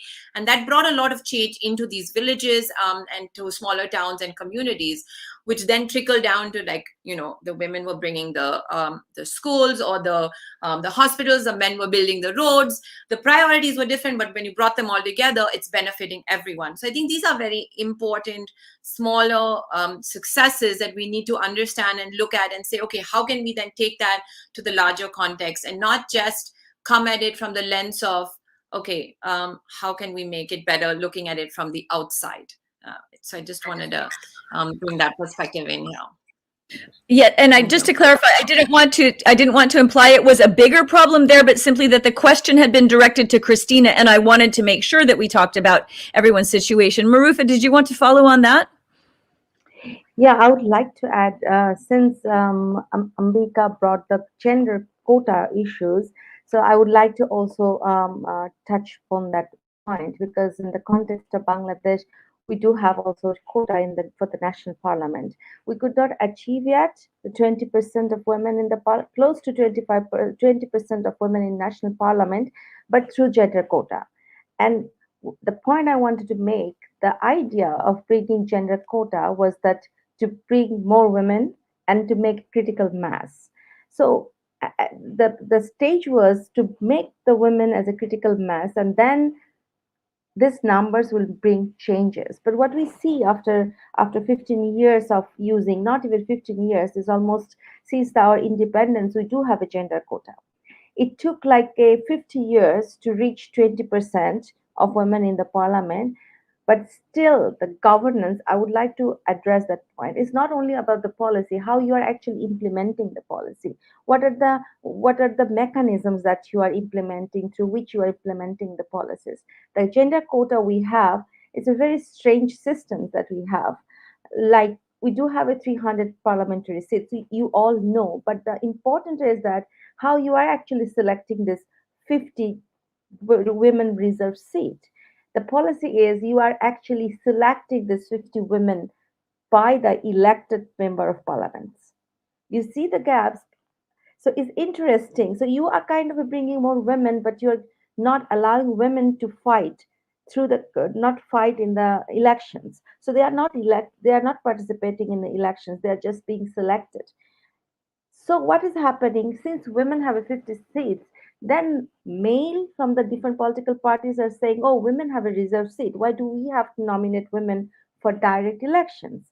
So the bigger, much politics are there. So women are only receiving nominations, very minor numbers. Like, whereas 1,000 men are getting nominations to fight the elections, there are only 15 or 16 women are getting nominations.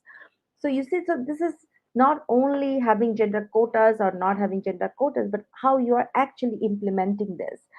That is most important. And also the local government issues were brought by Ambika. We do have also reserved seats. But again, like the mechanisms. So you are giving women a ticket to join to the parliament directly without having the experience. That does not last. That will not last long, because you really need to build the women's capacity, because that was the purpose when you are bringing the gender quota, that we will bring women into the parliament so they will get experience, and through their mentorship they will also pass that experience to the juniors and the potential candidates. But that is not happening because you are actually tying women's hands and sending them in institutions which are actually gendered institutions, right? And you are not giving a kind of a capacities or skill development opportunities. So there's no constituency building. So in one term you are in the parliament, and the next term you are nowhere.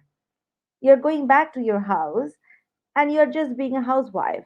So the change, if you want to bring a changes to the gender quota, a lot of other things needs to be dealt with. First, changing these patterns and also giving more access to women to the resources, because context matters again. For to run elections in Bangladesh, you need a lot of money. So I usually talks about like 3M is very important. One is money, one is male, and one is muscle power. These three M is really important in order to actually able to be able to participate in the elections or being survive in the politics. Women doesn't have. They don't have network. They don't have money, and as well as they are not getting nominations. So those are the things actually needs to work to improve the women's representations if we are thinking about beyond numbers. Sorry, Marufa, what was the middle M? What was the middle M? Muscle power, because you need to have a group of followers, right? And those are really influentials in the areas. And then money, and the male is a very Male. male or MALE? MALE. Okay. So you need the males behind you to be a successful woman. Well, it's about time. No, not really, but male dominating field. So this is a 3M is very dominating in the field of politics. You're saying you have to be male to be dominant in the field. Okay, I get it. Okay. All right. Thank you very much. And now, Christina, to you. I mean, feminist foreign policy must discuss quite often what the double-edged sword that quotas can be. Maybe you could address that. Yeah, absolutely. So we've actually stopped talking about quotas or justifying quotas or anything. Like our approach is like, you justify to me any overrepresentation of like men or any group of people that is larger than the actual proportion society. Like you justify that to me, how you think that is okay. Because I mean our societies that we've been living in, we've had like a male quota for hundreds of years. So men have only gotten jobs because they're men. So I want to hear how this could ever have been justified or ever have been okay. Yeah, that is our approach. Like we're done justifying. Like there's like so much research out there that proves why we need them to dismantle patriarchal structures. Like we're not going down that route. Ariella, did you want to come in on that?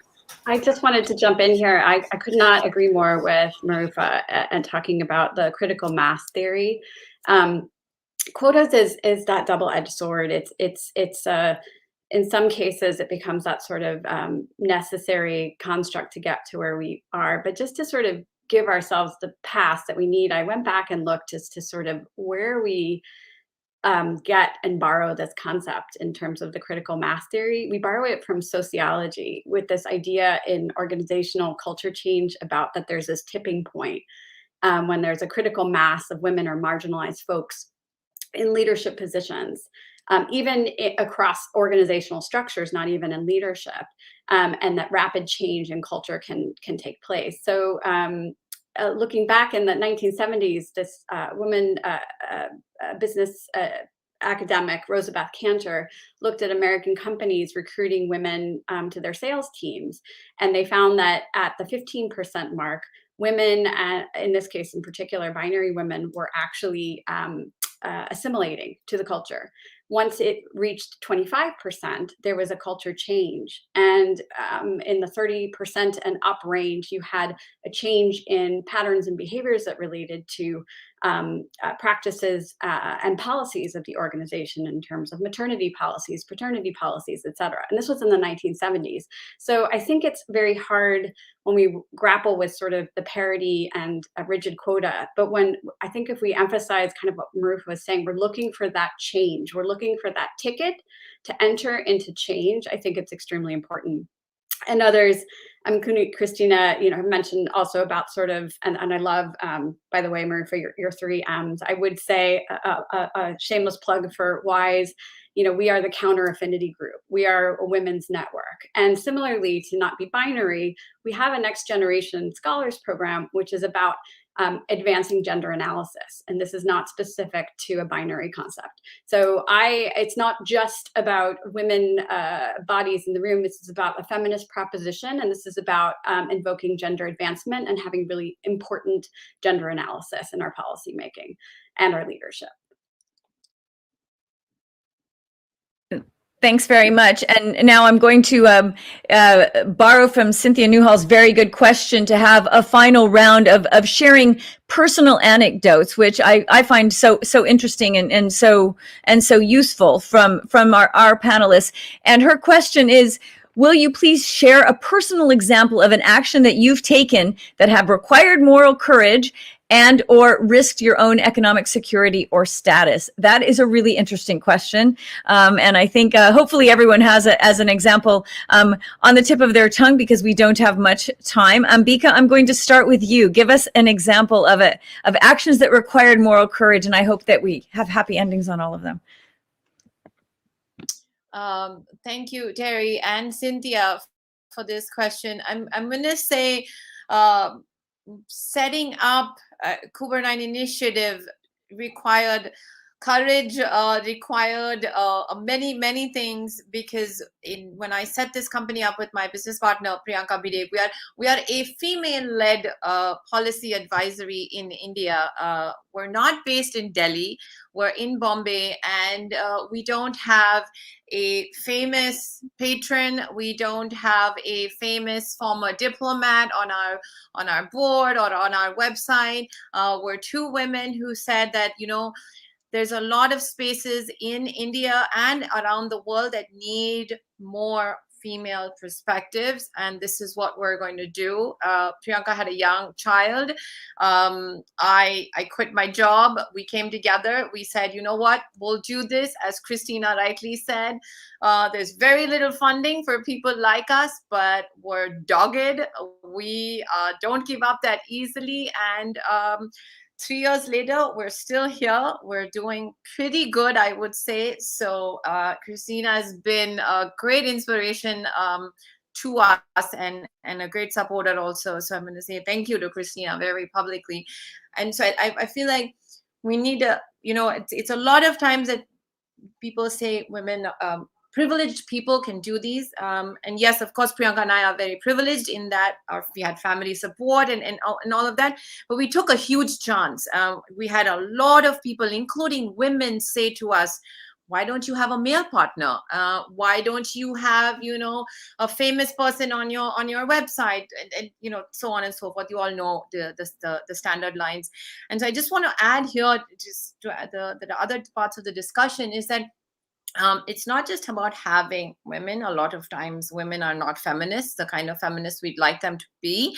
It's about having the male feminists in these discussions as well, and co-opting them as much as we can, because sometimes they are easier than trying to convince the women, especially when you come from a society like India, to change that thinking. And so I hope my story gives somebody else the courage to take the plunge as well. And if you need anything, and this is for anyone anywhere in the world, we're always there to help you.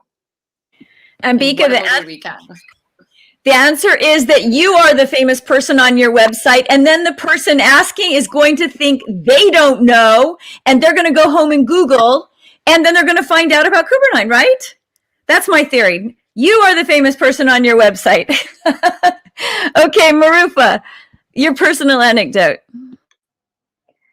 Thank you, Terry, and thank you, Ambika, for bringing this up, which I actually was waiting to share, that we need to bring men into this picture, because you are trying to change something which were actually dominated by them for so long.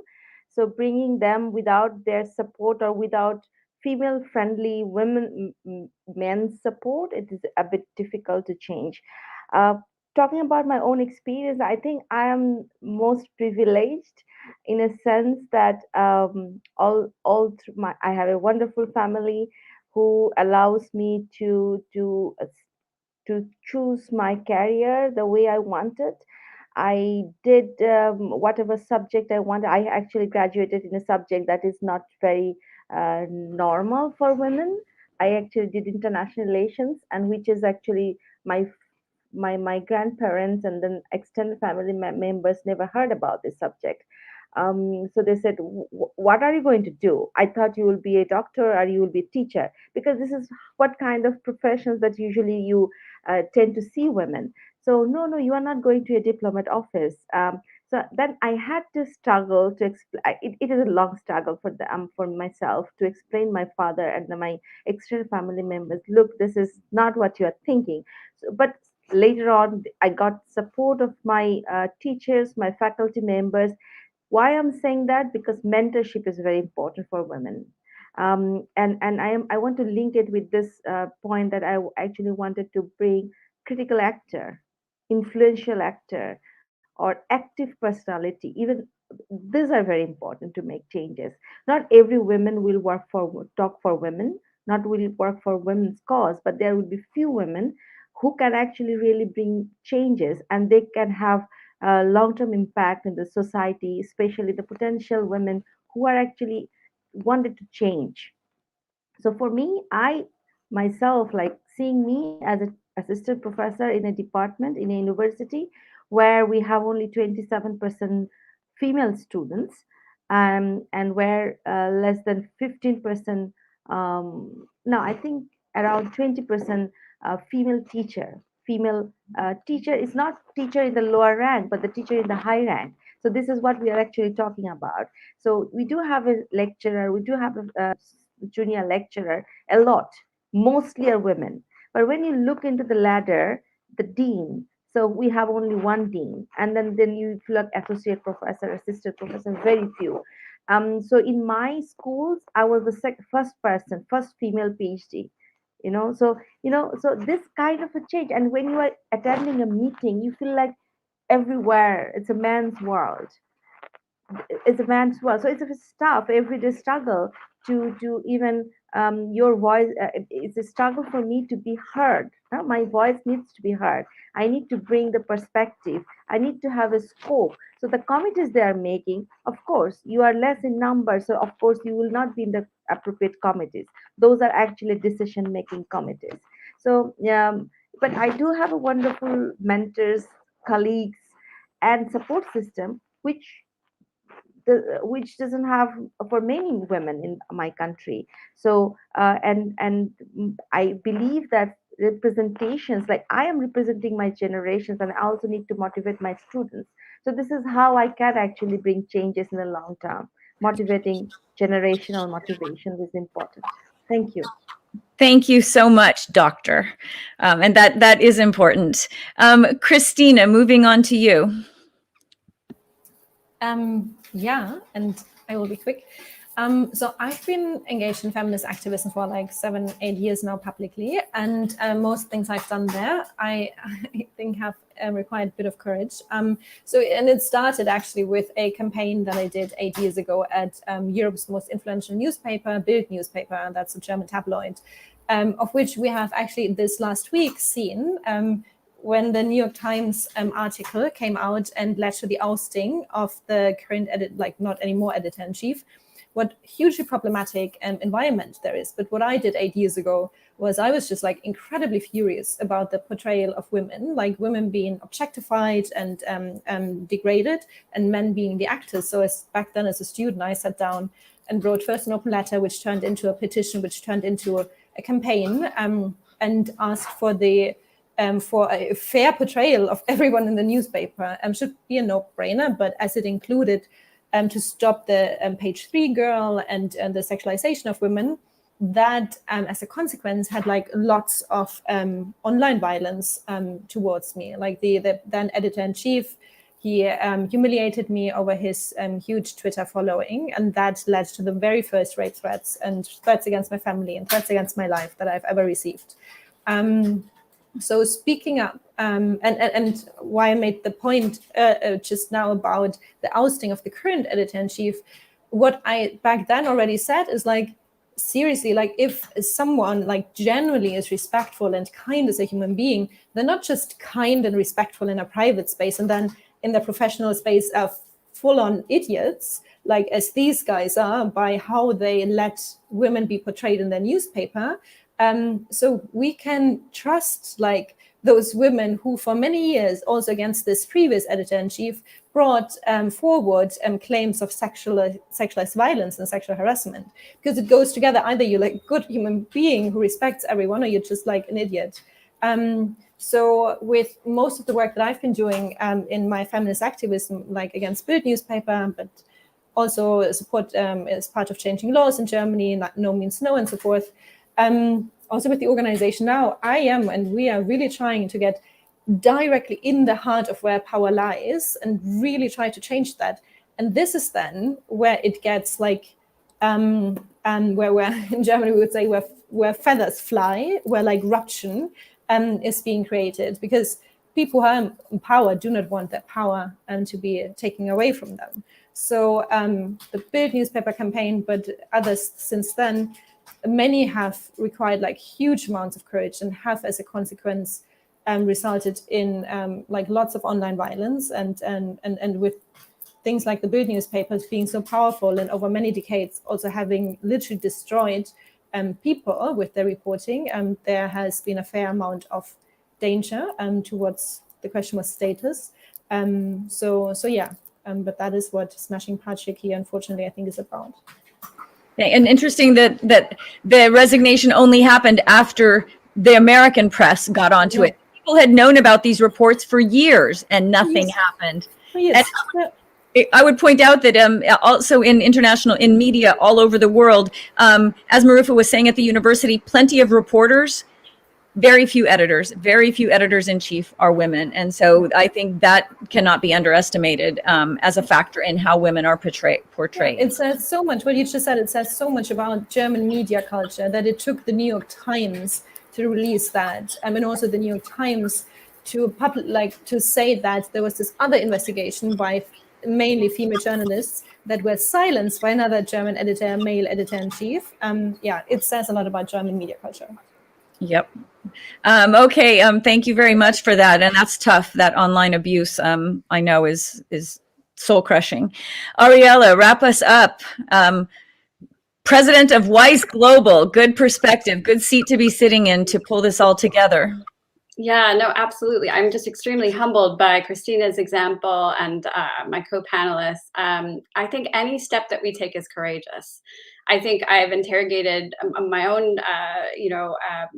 example. I want to recognize my own privilege and parachute, but like Ambika, I also left the traditional NGO sector in my case and started a women-owned consulting firm working on gender advancement and clients specifically with that sort of lens. And also within the private foundation, I declared myself a feminist grant maker and trust-based grant maker. And unfortunately, I think we all can receive different levels of repercussions for our actions.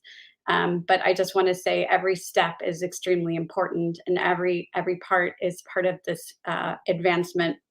And please join this kind of affinity network. I feel stronger for having come together as part of Security to talk about these stories and to learn from everyone's experiences. And I encourage us all to stay in touch and to rebuild those networks and to combat the affinity models that aren't yet there for letting us advance with them.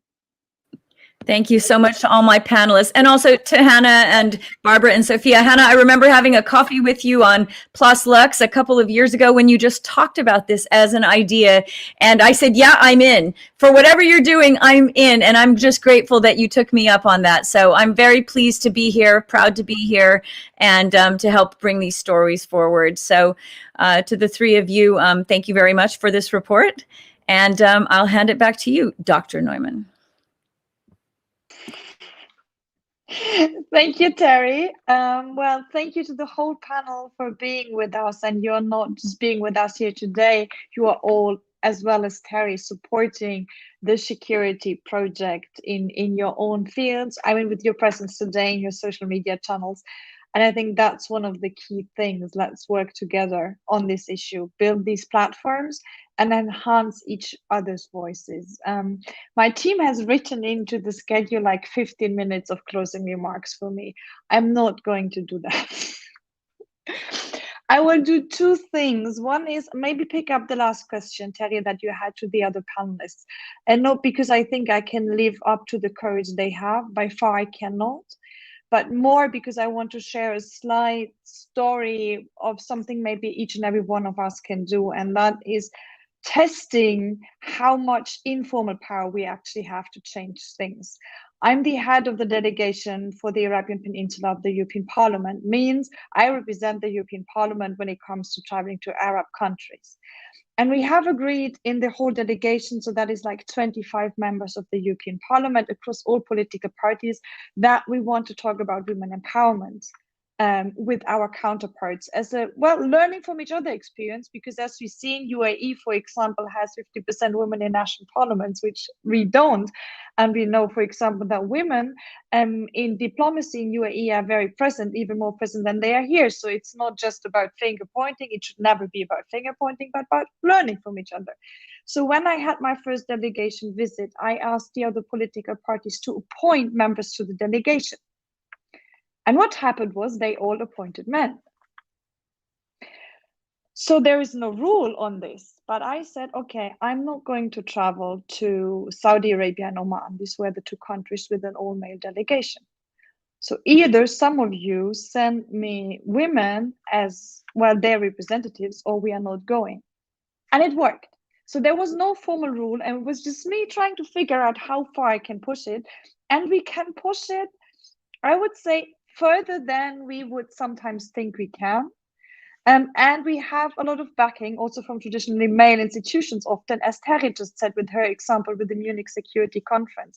So I really would just encourage everyone to be brave enough to just test it, test how far we can take it, because in rhetoric, there is a common understanding. Now we really need to push everyone to live up to their words with deeds. For me, today was a very enriching but also exhaustive afternoon. I'm very happy for the exchanges we had. I'm happy about the network. I hope we can grow again to be more diverse and also more global south. Even more, we are already in talks with organizations on the African continent, for example, to close that gap in next year. So that's a promise. We will continue with security, gathering another round of data, exploring new topics linked to the Women, Peace and Security agenda. So ever feels that we are missing out on something, get in touch with us. We will see how we can pick it up next time. And I would say, to be true to our own ambition to be more diverse, we will also have an extra effort to invite more men to our panel discussions for next year, because some of them can be very strong allies. And we should encourage also these perspectives of how much you can gain as a man if you become an ally in this struggle. With these words, thank you very much. Go visit the website security.info for more information and the database. And thank you for being with us this afternoon. Feel free to share using the hashtag security. That's easy. It's already in the image. And continue until next year to promote a truly diverse Women and Peace and Security agenda. Thank you so much. Have a good afternoon, all of you.